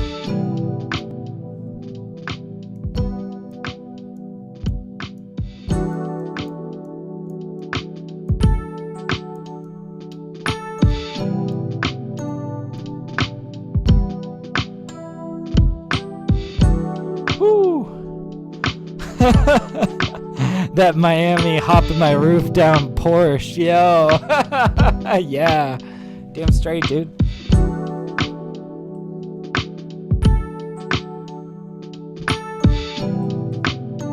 And I like this 88 BPM sort of feel. This is good.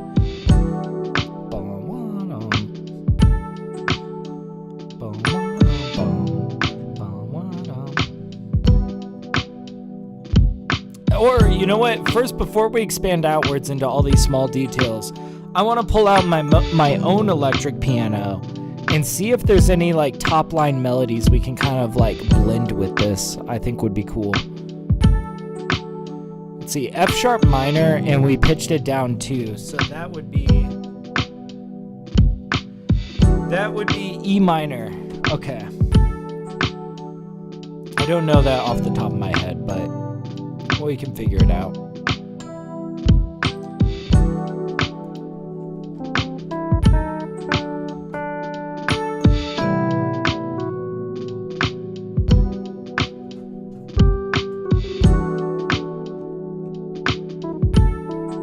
I mean, this is a pretty good clean starting point. Let's see if we can introduce some reverbs to this.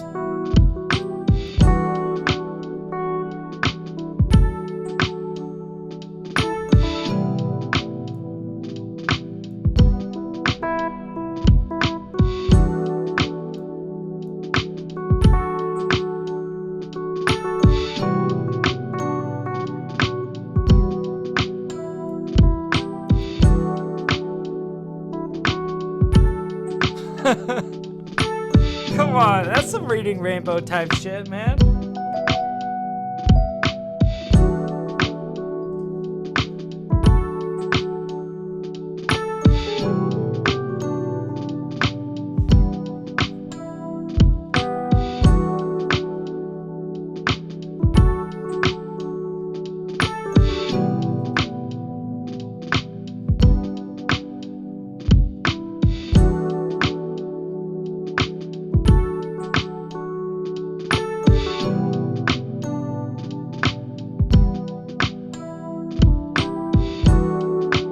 Oh my god, dude. This is gonna be such a golden track. Oh my god, yeah. I was thinking Mr. Rogers. Okay.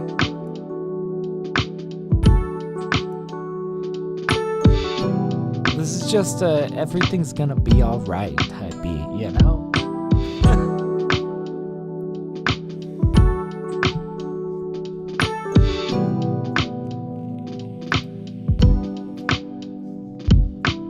Gentle Details is the name of the game here. Let's see if we can splash in there a few gentle details.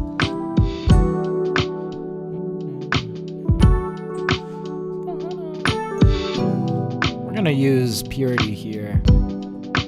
Maybe we'll go to the ARP section.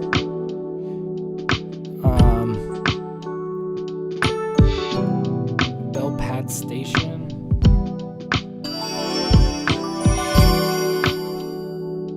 Maybe just Bell Station. And we'll really turn this down.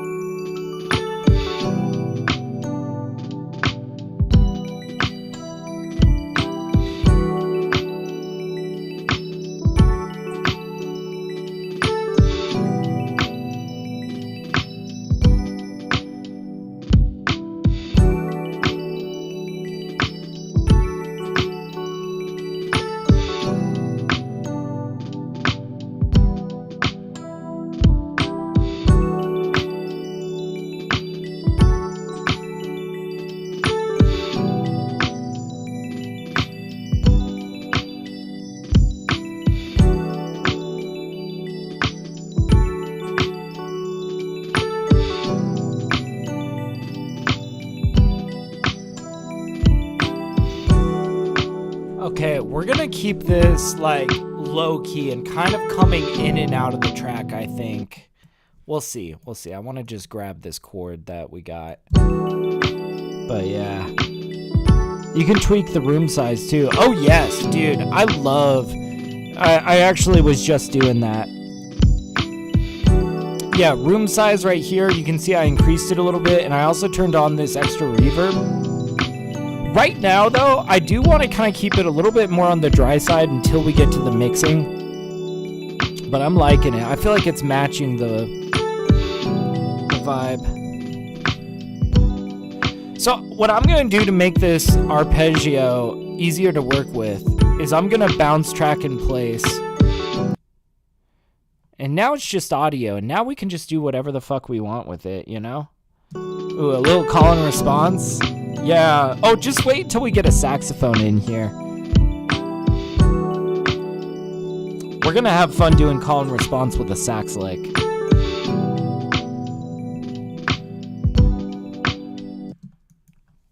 Okay, we're gonna pull out a utility plugin. And we're gonna say like, oh gosh, from here to here, increase. From here to here, decrease. From here to here, increase. And then we're gonna kind of let that, oops, wait. The fuck? I said increase, bro. And then we'll just kind of play it out like this. Okay, we got a little spicy wave thing going on here.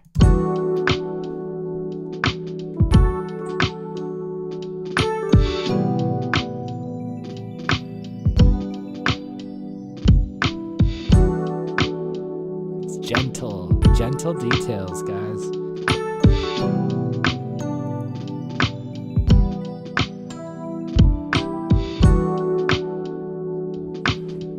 God, this is magical.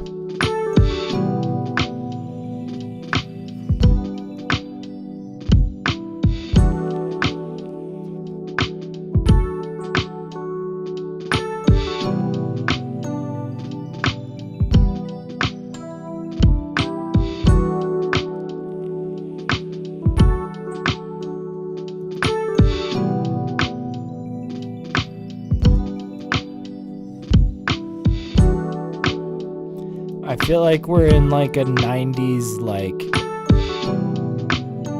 informational video about the internet or something. Is that the name? What did I call it? You'll have to put it in chat. What did I just say? Because I don't know. A lot of things are going through my mind.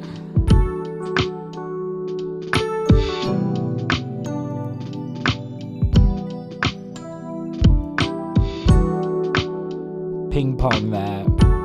You know what? Just out of curiosity, I will. You might be onto something.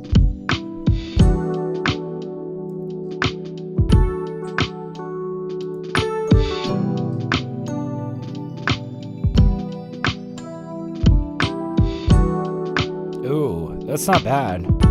Let's try it at a lower delay rate.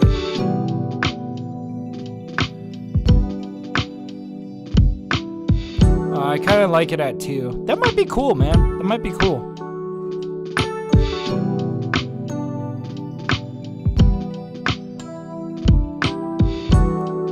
Okay. Let's get more details in here. Should we go searching for our ideal sax lick?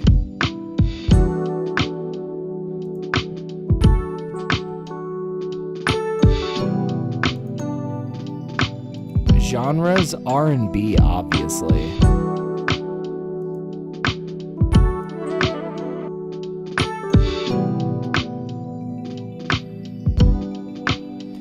And let's see, we are in E minor.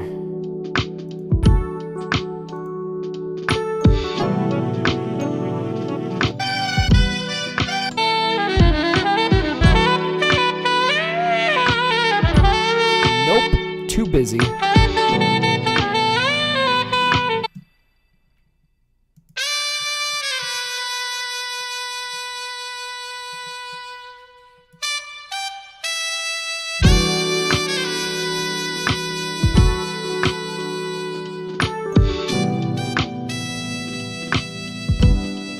Oh, I was asking if the fuck was the name. No, we need a nice gentle title. Something that makes you feel hopeful, man.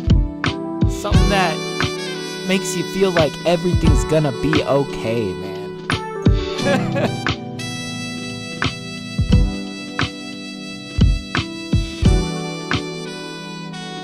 This sounds like the kind of music that, like, I don't know, there was this one video from the 90s that has kind of gone viral because it's just kind of silly. And it's about sexting on the internet, you know, and it's in the 90s when the internet is a new thing. And it's like, this girl's like, so as you can see, I've joined some chat rooms and I'm ready to sext, you know? And they're like, I'm gonna see what, you know, Jerry has in mind. Hey, hot stuff. What are you doing right now? God, what video was that?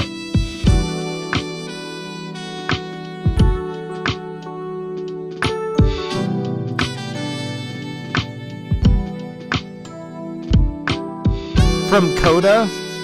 I don't know what Coda is.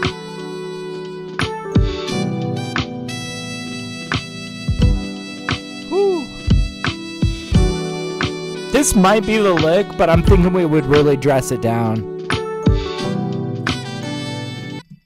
It's just so wholesome. Dude, I love this. So here's what I'm thinking. Let's smooth this out a little bit.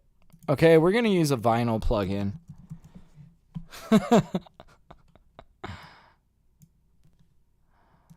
Let's see.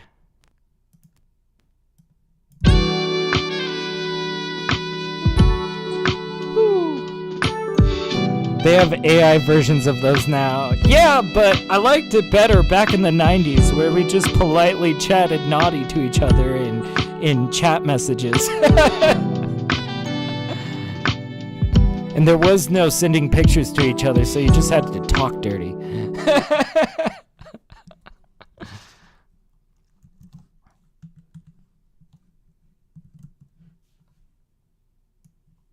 It's such a weird video too. Like, I forget where I saw it, but it's so weird because she's like talking like, let's see what Jerry has to say, you know, and she's like messaging him some slightly dirty wink wink kind of messages. And she's like, well, Jerry's got me worked up, so now, you know, whenever you're feeling comfortable, you can remove some of your clothes, start talking a little dirtier. And then the next scene, she's like topless and like writing dirty AIM messages to him on AOL or something. And it's like, and it's playing something in the background like this.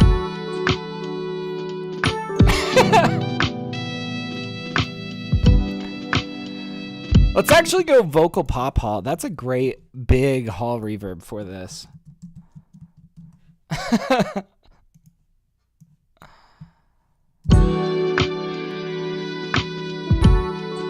Ooh, yeah.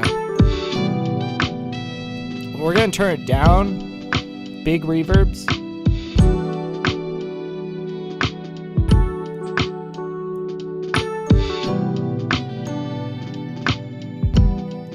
There we go.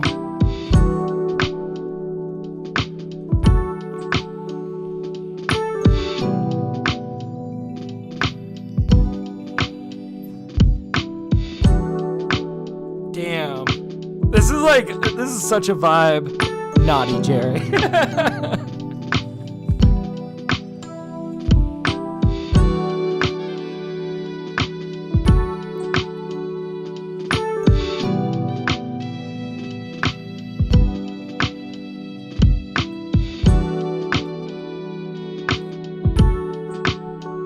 Oh man, man. So I'm kind of thinking in terms of bass, we need something with a lot of like sub.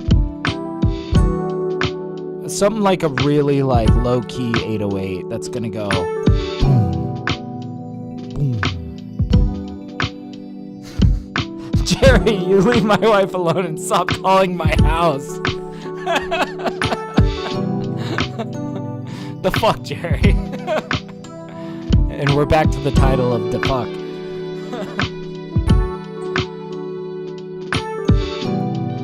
Woo. Alright, let's keep pulling out Purity, man. Boom, boom, boom.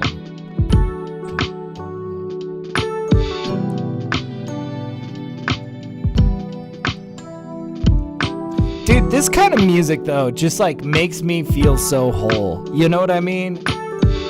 This reminds me of this R&B track that I did called All I Need with my homie Lauren. And he, like... Dude, he was pretty young at the time. He's my friend that's into plug and B music, by the way. He's from Brazil. He's, like, really into, like, plug and B, which is pretty big down there. And he's also the guy that turned me on to Purity. He was, like, showing me, like, a lot of the sounds that he gets in his plug and B music kind of comes from this plugin. But anyways, we were hired by this company to, like, test their new DAW. Like, we got hired to do cute, like, testing, right? You know? And what was kind of cool about it was like 6 hours of testing that we had to be working in this DAW together, right? Part of the platform was like had a beat battle functionality, so we were like testing that out. I sent him a loop, he sent me a loop, and we had to like, you know, test out all of the beat battle functionality, right? So like we had to like set rules and make a beat and submit in the software, right?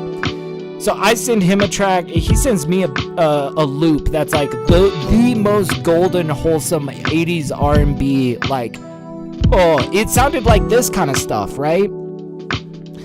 And he was like, you know, his task was like, make a plug and B beat. And I was like, oh, dude, I've got such a better idea for this. I was like, look, we need to test this software in every which way possible. So you can test out giving me a bad score, and I'm going to completely ignore your directions and make an R&B beat, right? So then I started making this track that we ultimately released, which is now my most successful collab of all time. It's called All I Need. Where is it? I gotta pull it up. All I Need. Yeah, here, let me just pause this. I'll play you guys like 2 seconds of this, and you'll know what I mean. See? It's like so good, dude. It's like this beautiful R&B banger.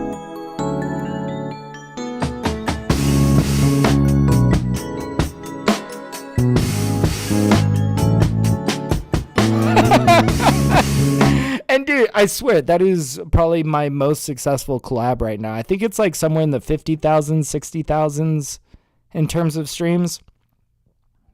Dude, Lauren was like young when we put this out. He was like 15 years old or so. And we had just collaborated on a trap beat because, I don't know, he was just like fucking immaculate at trap drums. So I reached out to him asking for like a drum loop, right? And I had this opportunity to work on Beat Connect, and I had just gotten done with this. And I was like, you know what? Fuck it. I'll throw him a bone. And we did this project and got paid. But then we put out this track on platforms, and it started to really take recently, okay? Like, I put this out like 3 or 4 years ago, and just this last year, it started to get like 200 streams a day, which is incredible. And honestly, it's all because of my wife, Mrs. TapDaddyBeats. She just noticed that it was getting a lot of engagement and started pushing it more in our playlists, and then Spotify just kept like giving it more radio traffic and whatnot. And on top of that, I've sold that beat quite a few times. So like I got paid to make it. I sold it to a bunch of rappers non-exclusively, and it's doing really good in terms of royalties. So that to me is just like a fucking job well done. Like that track has earned me a lot of money, you know? So I don't know, sometimes those R&B tracks, man. Woo.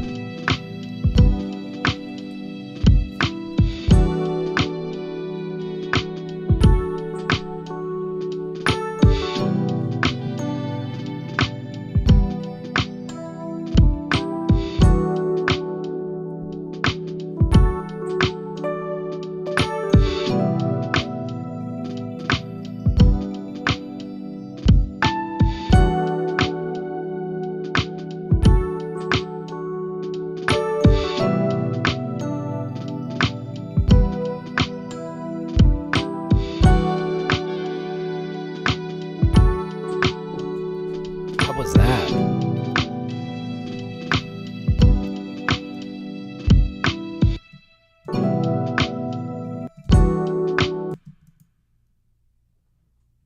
Let's start from back here.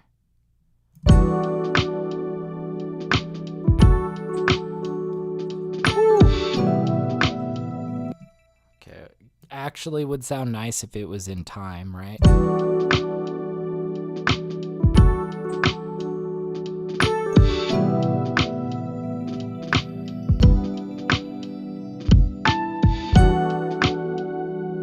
See, and this is a layer that we can really like tone down, put in the background. It just barely peaks over the rest of the ensemble with its brightness.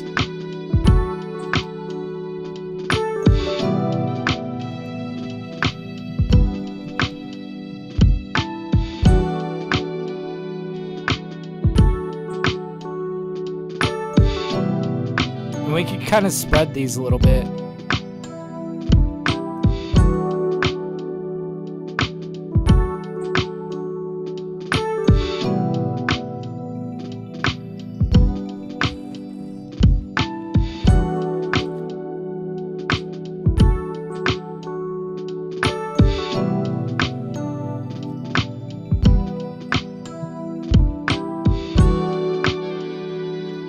Oh, I got a few more purity sounds I want to pull out.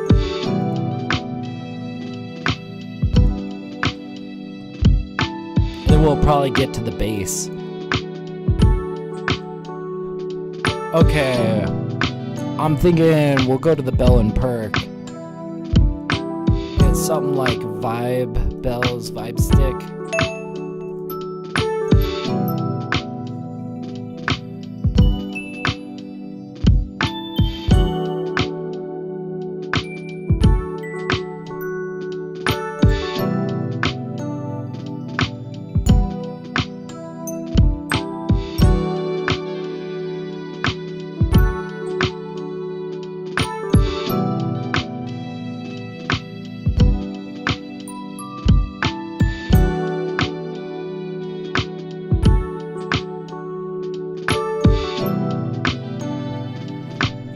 Trying to think of how this is gonna fit in here. I'm kind of feeling like maybe if we really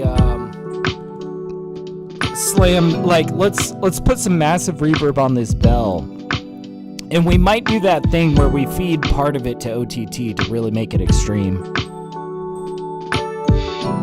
Yeah, like this, honestly.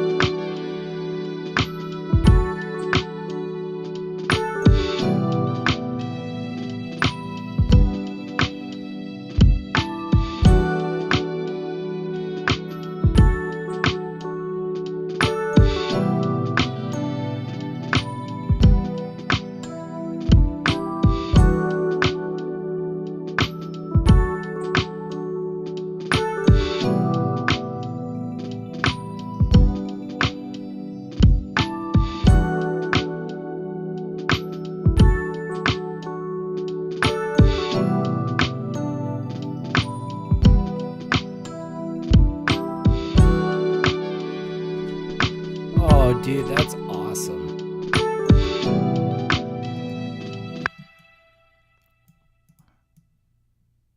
See, and like I've been saying, like the name of the game is little details, laying down these things that are ultimately going to serve as really great layers that, oh man, we're giving us so much gold for when we do mix this down. We're going to have so much to play with, so much to really spread out to all corners of the mix.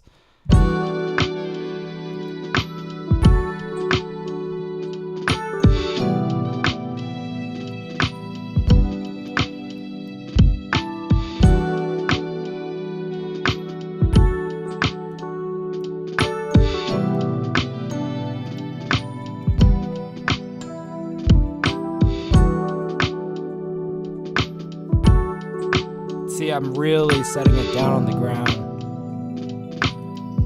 Let's maybe pull out a little OTT.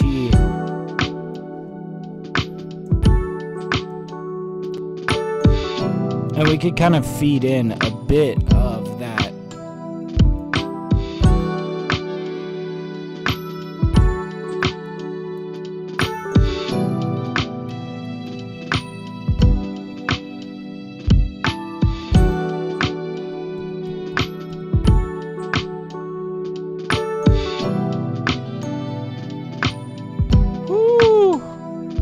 Man, this is ethereal as fuck. Hell yeah. Thank you. I appreciate you, Gene.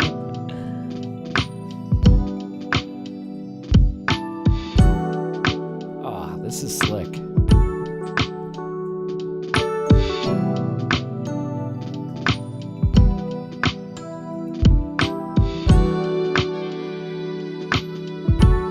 All right, I think it's time to get a little bit of a bass in here.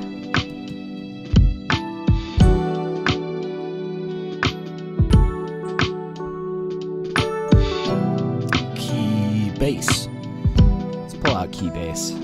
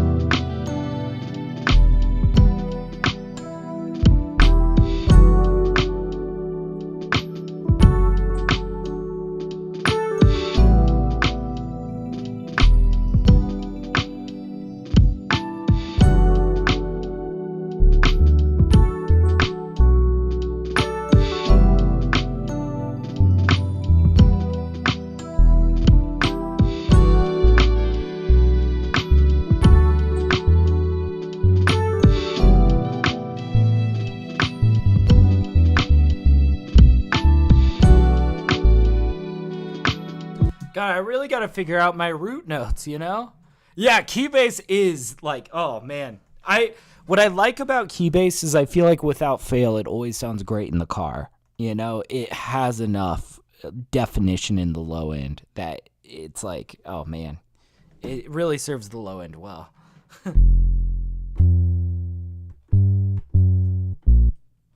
I got to figure out these root notes though.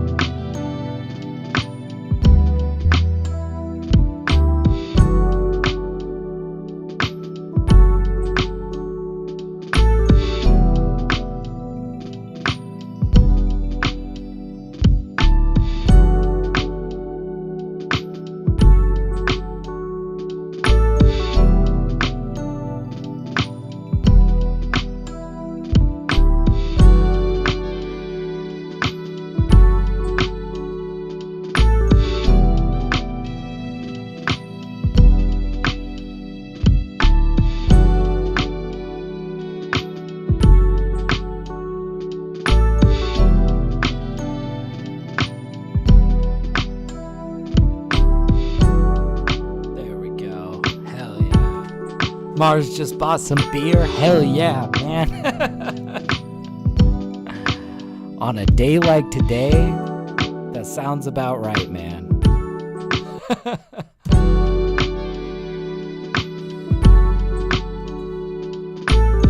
I know, I'm looking forward to having some beer once I get off stream. Gene's like, man, great idea. Let me open one. Yeah. Yeah, guys, here's your sign to drink today.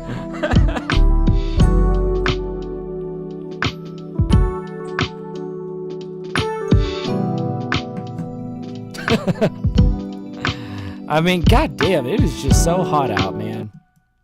It's just so hot out.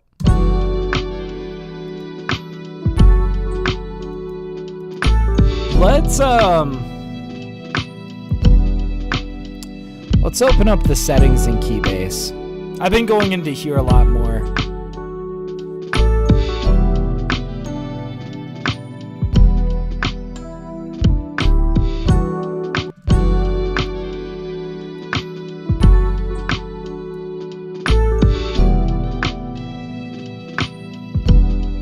There we go.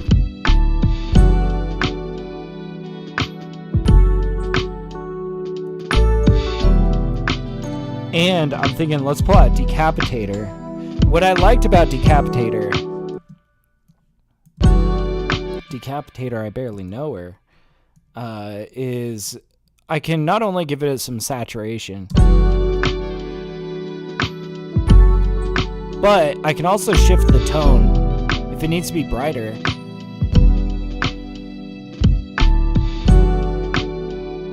Or darker.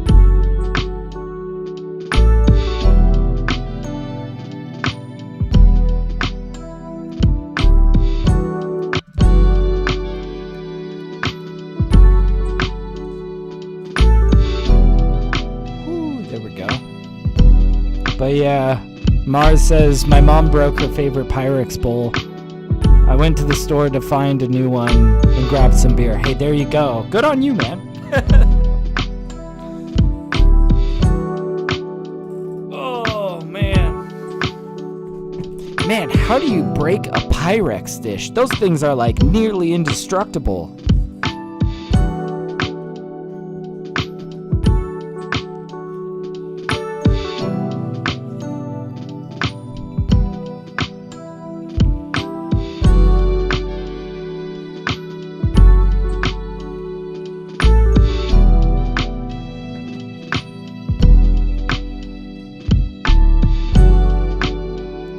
Okay. And we'll turn this down a bit. Subtle bass underneath. Yeah, thanks to the Pyrex bowl, we got beer.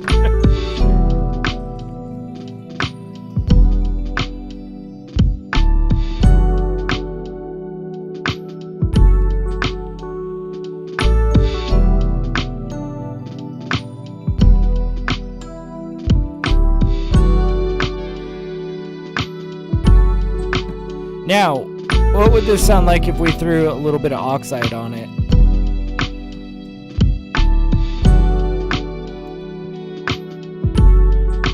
Ooh.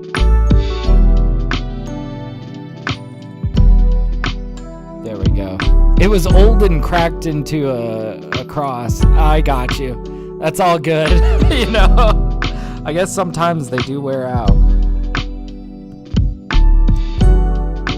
I remember, you know, I was talking about how I was in that rock band when I was in college, and I lived in a house with the lead singer for a little while, and, you know, in Colorado, it's legal to grow weed, so, you know, we had a little grow, and eventually we ended up blasting a lot of our yield into shatter, into hash.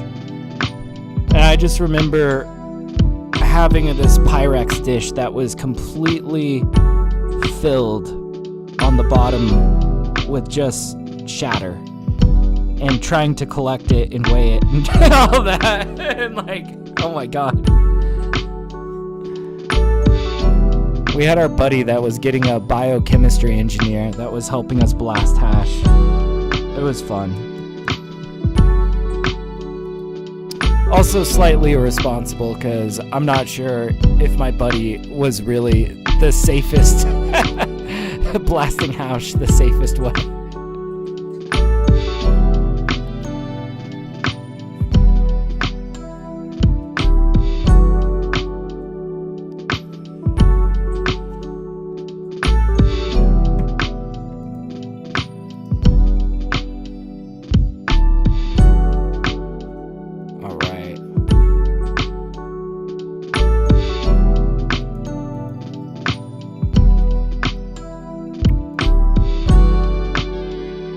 Damn, we got like this really nice 8-bar loop, right?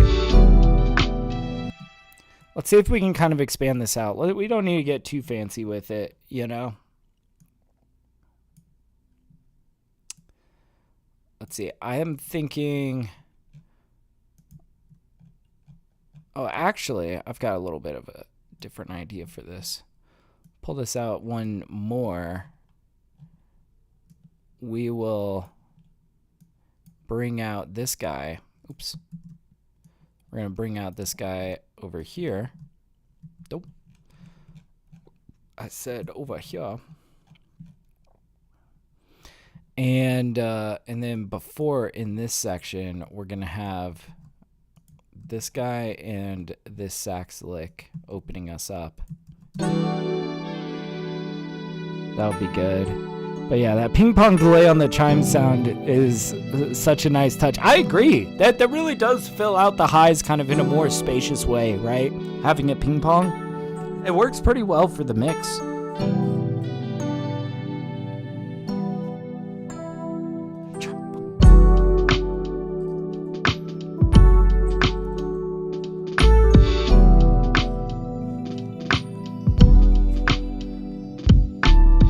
Yeah, we might even bring in like this over here.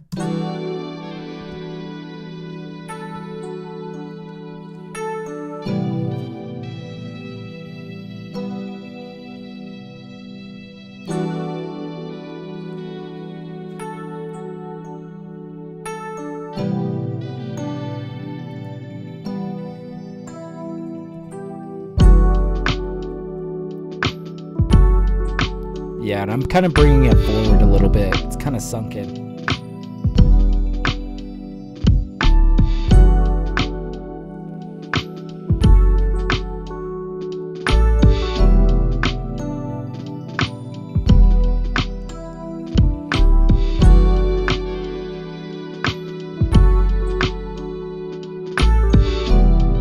Woo!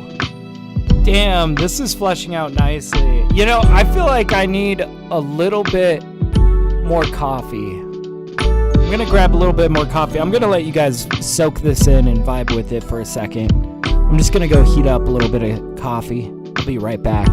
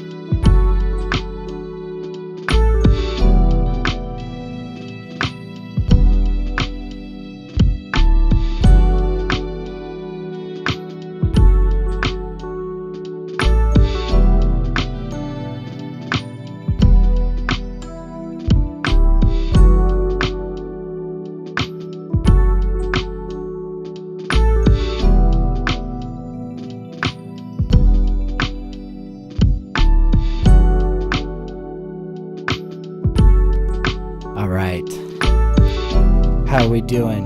You guys soaking it in, vibing with it? Oh.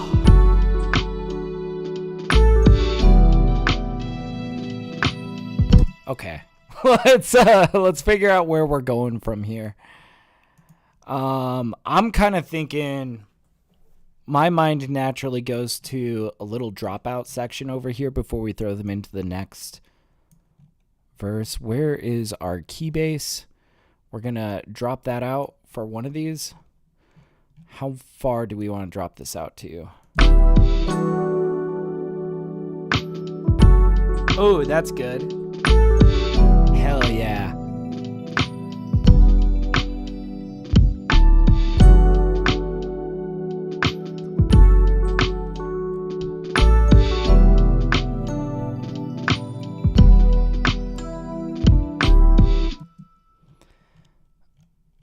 And I'm almost thinking another one of these, but we drop them into a much more simplified version where we'll come in with like a little extra other stuff. I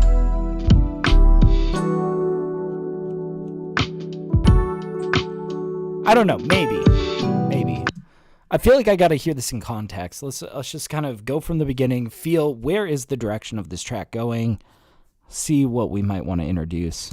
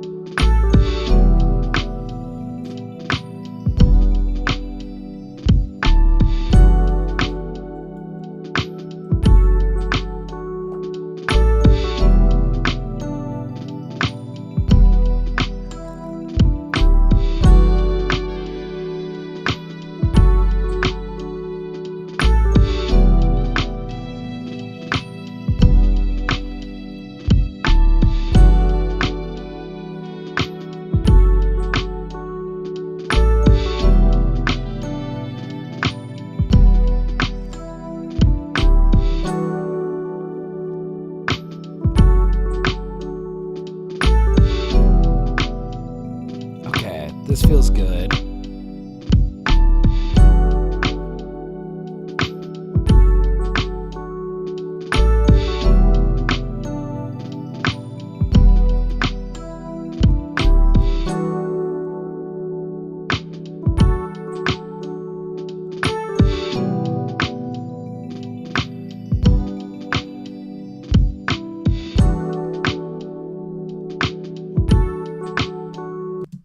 I don't know though, this dropout feels...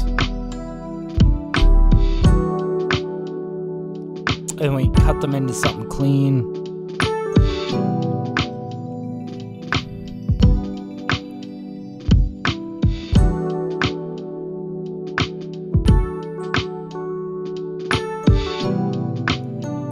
And then we'll do something like this, but I think we're gonna go drumless for this.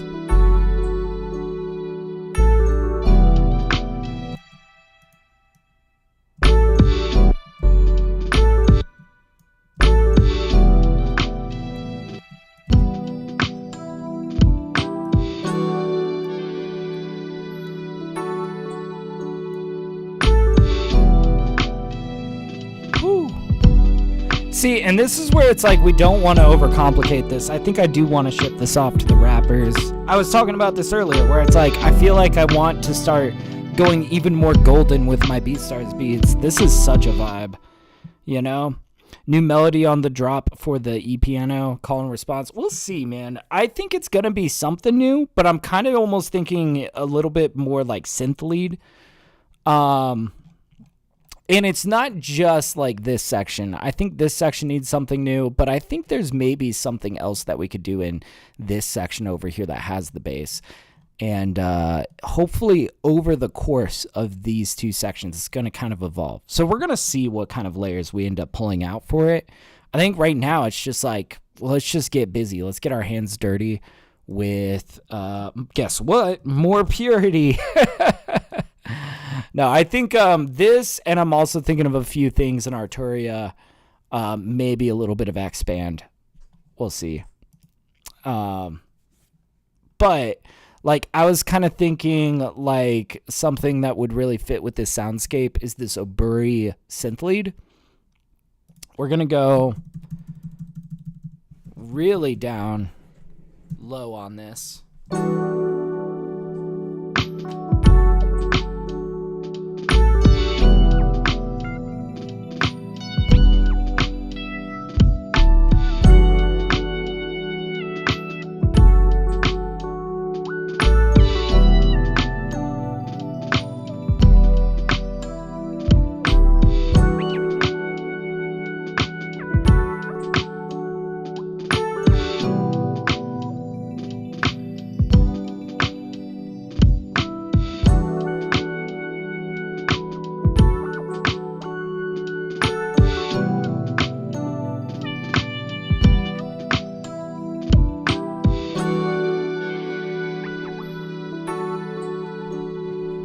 That actually felt pretty good for like that section. Yeah, so like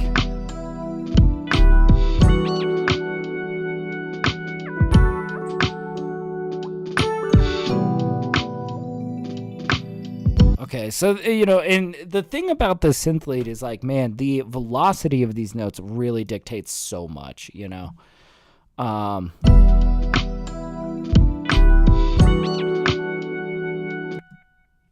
So like this first note, maybe we really drop that down.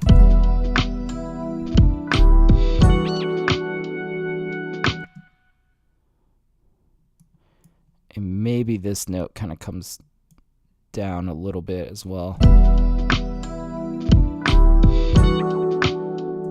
Nah, that didn't quite go as I liked, as I was hoping. There we go.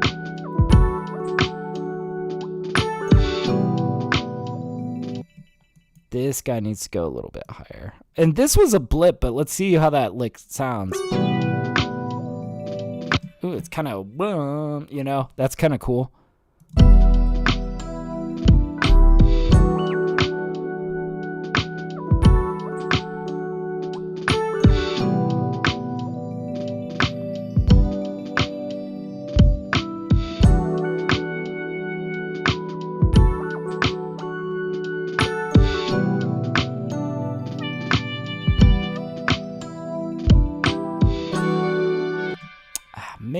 Maybe. I feel like we kind of start pretty strong here, but where is it going?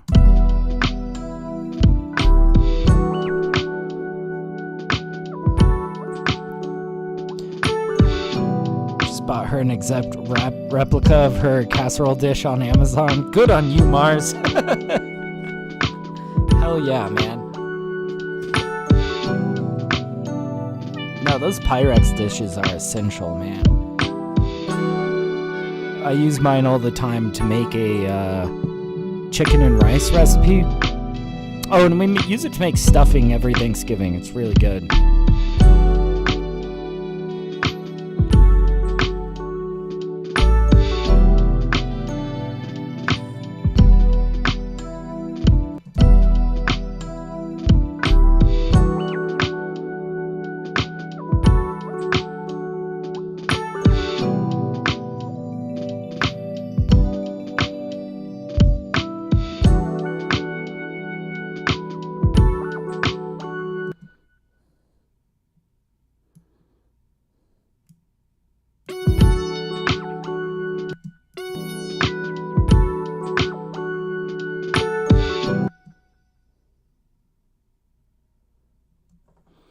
Okay, and I'm like... I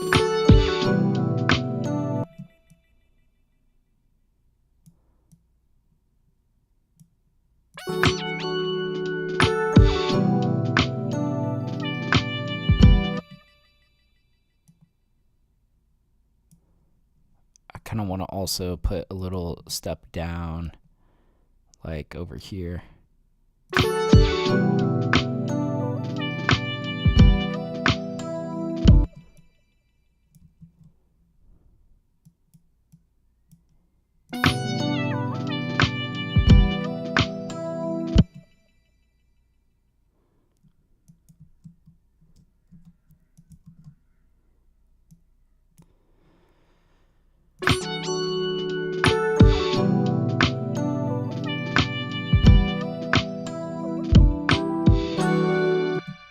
See, we're getting these synths are so much fun to play with, man. I love these bins, you know.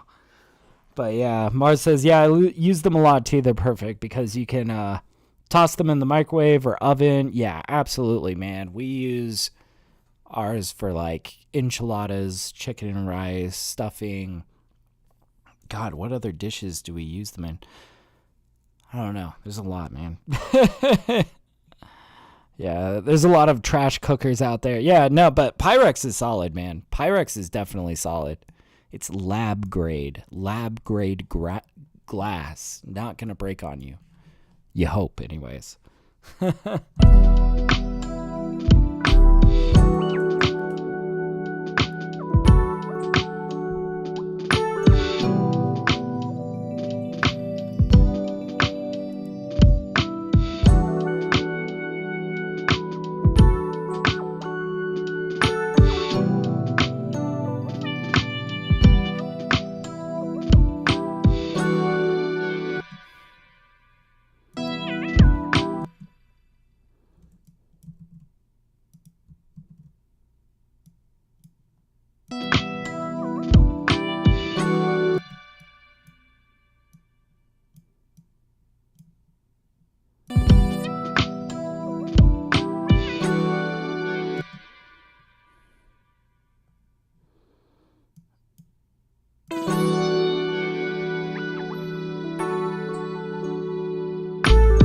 Perfect. Okay. Cool. That's sick. Yeah. Pyrex and Corningware? Can't say I've heard of it.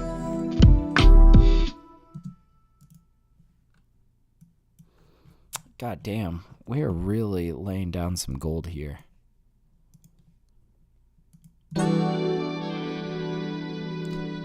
KitchenAiders hit or miss. Yeah. Well done, Mars. Yes, I agree with Signature. Well done.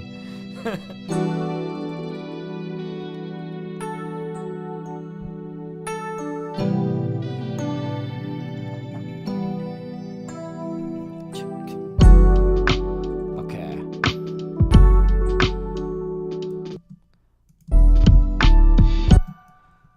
Let's get this as a pickup over here.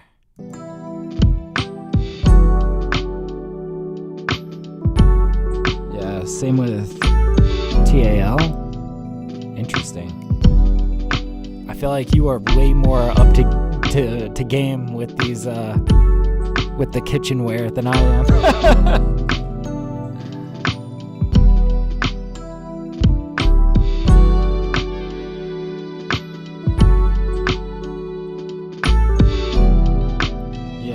Cummingware is old school. Gotcha. That might be why I'm unfamiliar with it.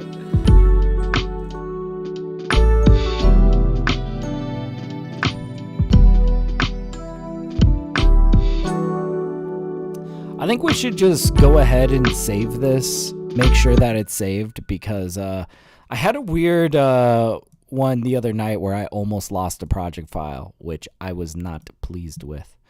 Not in the slightest. So we'll play this while we save it. I think we're on, let's see, song 1157. Sounds about right to me. Yep, there we go. See how long it takes to save, and then we'll finish this out.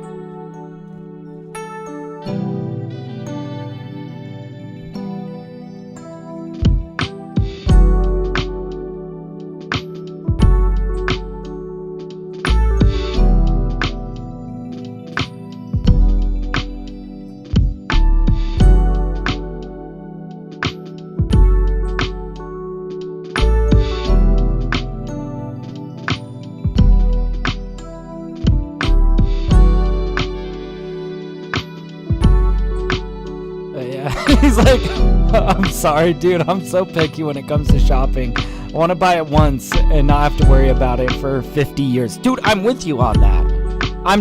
No, don't apologize. I'm with you on that.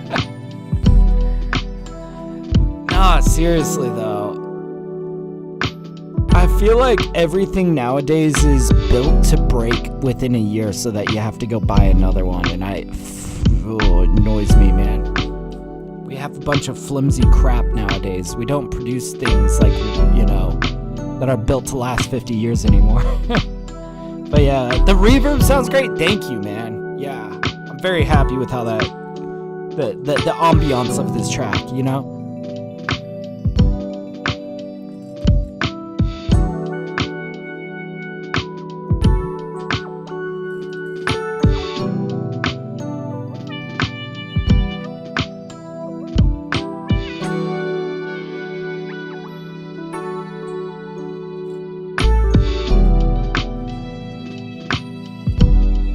God, listening through this, I'm like, I'm not sure I will really want to overcomplicate this, weigh it down with too much. I kind of want to just keep this a really good vibe, pass it along to an artist for them to pick it apart and just like really make it something special. Hearing how that just wrapped around from this section back into this, I think we'll do this and we'll like fade on the second half. Sounds really magical. But yeah, Signature says yes, buy cheap, buy twice. I hate that. That is the intent. Yeah, you need your Pyrex for the zombie apocalypse. Yo, I'm with Gene there. Yeah, because you're not going to be going out and buying more dishes, in the zombie apocalypse. Nobody's producing them. You need stuff that lasts a lifetime.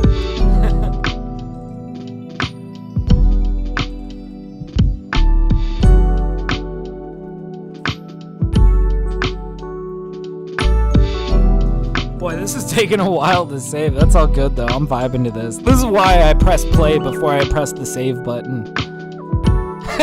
So I can just chill here and vibe while we wait on Ableton.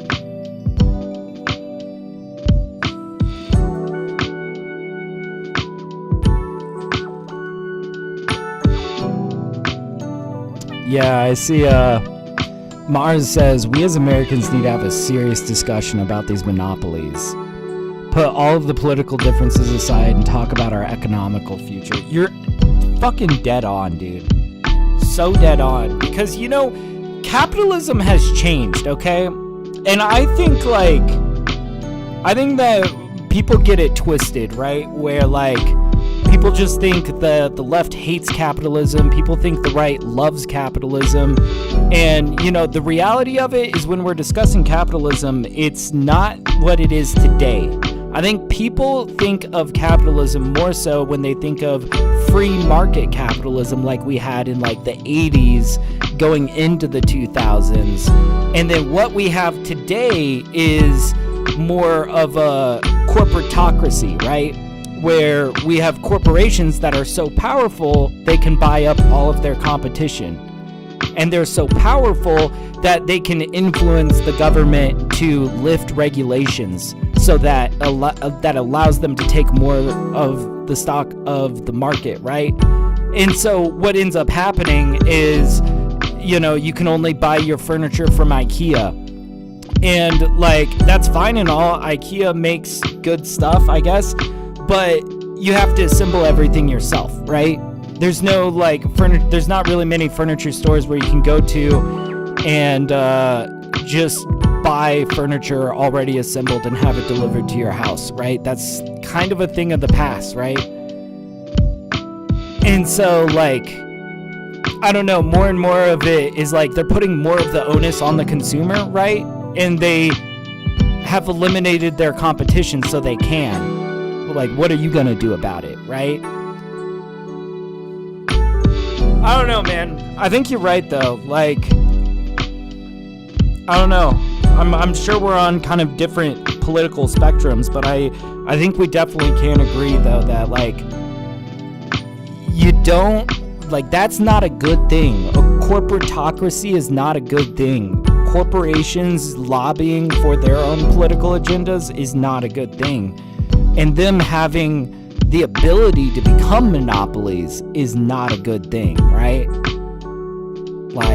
I don't know. That's why I feel like it's super important to defund politics. Stop making it so easy to lobby for both corporations and foreign governments. You know, it's like, I don't know, man.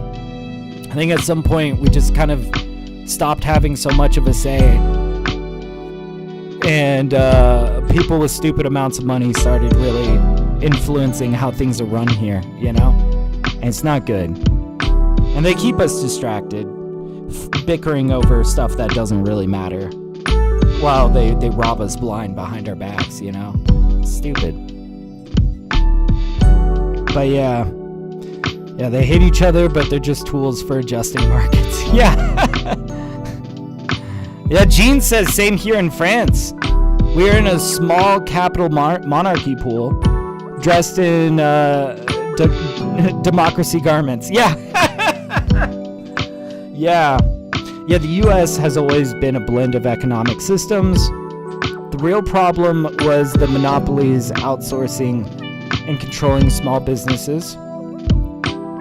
And I think, honestly, it's like, it is technically illegal to have monopolies in America, but it's just, we don't enforce that.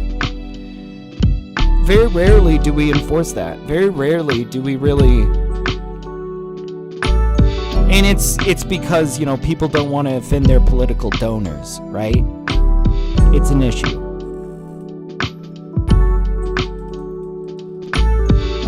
Mara says, yeah, I've been going around the internet telling people to not support the parties. Yeah. Look, man, I think regardless of party, if you... there is a movement of people that want to defund politics, that want to... I think anybody that swears off PAC money, right?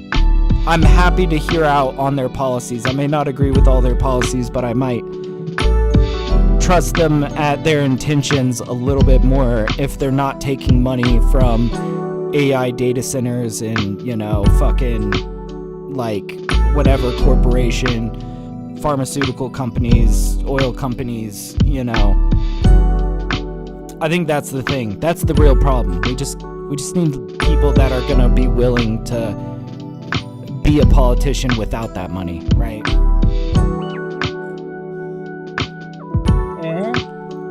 Yeah.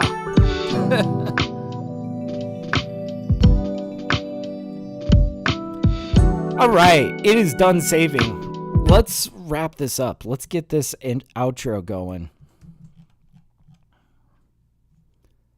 We've just been up here yapping, dude.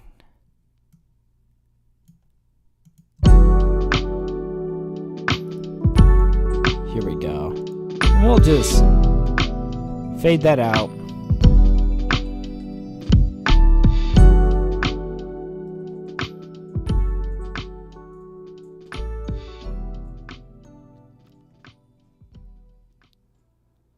All right. Hell yeah. Guys, I think we did it. This is like such a fucking vibe, man. Oh, dude. I really like this beat. This is so nice. Oh, man. Yeah, Gene says, but to be honest, pyramid is the shape of everything, even if we know that the round shape is better. Yeah. You're talking like a socialist. No, I'm joking. Yeah, Mars says, I don't want to defund politics, but I want him to be independent and definitely not controlled by any partisan system. Yeah, I think we need to defund politics. I think if you are a corporation or a foreign government or an entity that is larger than an individual citizen, you should not be able to fund politics on that scale. You know, I think overnight a lot of our problems would be solved if we didn't have people that took money, right? But what do I know? I'm just a producer, so. Anyways, guys, this was great. I'm so glad, like, we got to get a little cook-up in today, right? Like, man, today's stream it started as a mixing stream, but I'm glad that I stuck around to, like, make another track. Otherwise, we wouldn't have this gym right here, you know? This is so good. This is so good. Damn.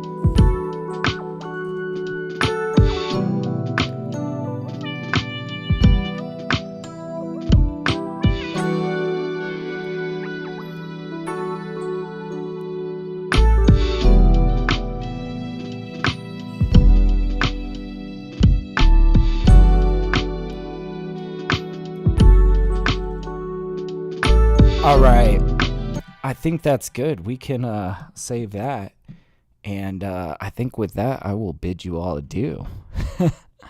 Yeah. Needs to be a constitutional litmus test for anyone running for office, you know? That doesn't sound like a bad idea. But yeah, Gene says those 2 tracks are... Yes, man. We got 2 bangers today, man. Holy crap. That first one is going to be a really solid, like, new Jabez type beat. I'm probably going to drop it as, like, a new Jabez type beat. This one, I have no idea, but I am going to put this one out. I think both of these, I want to toss to the rappers. I want to hear bars on these, you know? I've got so much good stuff lined up on Spotify. So real quick, before I dip out, I just wanted to let you guys know that I have... Oh, my God. Why is this not loading? Well... I have a song coming out tonight at midnight. It is called Ivory and Onyx, and it's one that you guys heard me mix down on stream recently that I know that we were all really, really vibing with it. It was one of those that we were like, when is this coming out? Guys, it drops tonight. It's going to be so good. And it's actually going to be a track that is a single from a 3-track EP that drops in 2 weeks called Lucent Nights. So definitely keep your eye out for it. If you manage to catch it tonight at midnight, like, you get 2 thumbs up from me, man. Definitely keep your eye out for it. Also, last thing that I will say is, guys, if you are like, no, it's the end of stream, but I'm not done watching TapDaddyBeats. Well, guys, we have this nice little lounge for you guys to hang out in 24/7. TapDaddyBeats on demand. Nice little rainy, cozy apartment vibes. With just hours of my jazziest, most beautiful stuff. So I hope you guys really enjoy it. We're going to be trying to keep this live as long as people are watching it. So, you know, like, I'm really surprised. Today it's actually been doing the best. We launched this on Monday, and we're going to be doing more of these live streams. We're going to try to launch a new one every single Monday. So yeah, definitely, I just enjoy these, you know. I hope you guys enjoy this little lounge stream, this little 24/7 stream. I don't know. I feel like it makes my channel feel more lively, that there's always a live stream that you can hop into and come say what's up in chat and vibe out to some beats. It's going to be good. So anyways, I'll just drop the link to that for anybody that's watching that might be like, ooh, more TapDaddy. Yeah, go check it out. It's good stuff. So we'll be launching a new one with the Japanese Cafe on Monday. So it'll be good. But anyways, thank you guys so much for hanging out. This was so much fun. Yeah, I see Mars saying, I love this little group we have here. It will be awesome as it grows. I so agree with you, man. I so agree with you. And you know what? I am hard at work working on this, honestly. I do kind of expect that our little humble channel here might grow in the near future. I told some of you guys that I just got a part-time job as a bud tender at my favorite rec shop. I'm super excited. I just get to sell some marijuana for 3 days a week. And basically what I plan to do with that extra cash is I plan to increase my ad spend for my music. And now that this TapDaddy channel has this little music note checkmark by it, this is my official channel. And so it should increase some of the traffic coming to the stream. I don't know if it's going to be like just traffic to the channel or if it's going to be extra traffic of people hanging out in our stream. I certainly hope so. But regardless, the fact that you guys all come and hang out honestly boosts it in YouTube's algorithm. And I really appreciate you guys coming and keeping me company every Thursday and Saturday when I'm cooking up in Ableton. So sincerely, thank you guys so much for hanging out. I appreciate it. So yeah, Gene's like that live stream is basically your business card. Absolutely, yo, totally, man. Like, this is me in a nutshell. If you wanna go check it out, it's good. So anyways, thank you guys so much. I'm off to go have a little bit of beer by the pool. So I will bid you guys adieu. Thank you so much for hanging out. My name is TapDaddy, and until next time, happy producing. Peace out.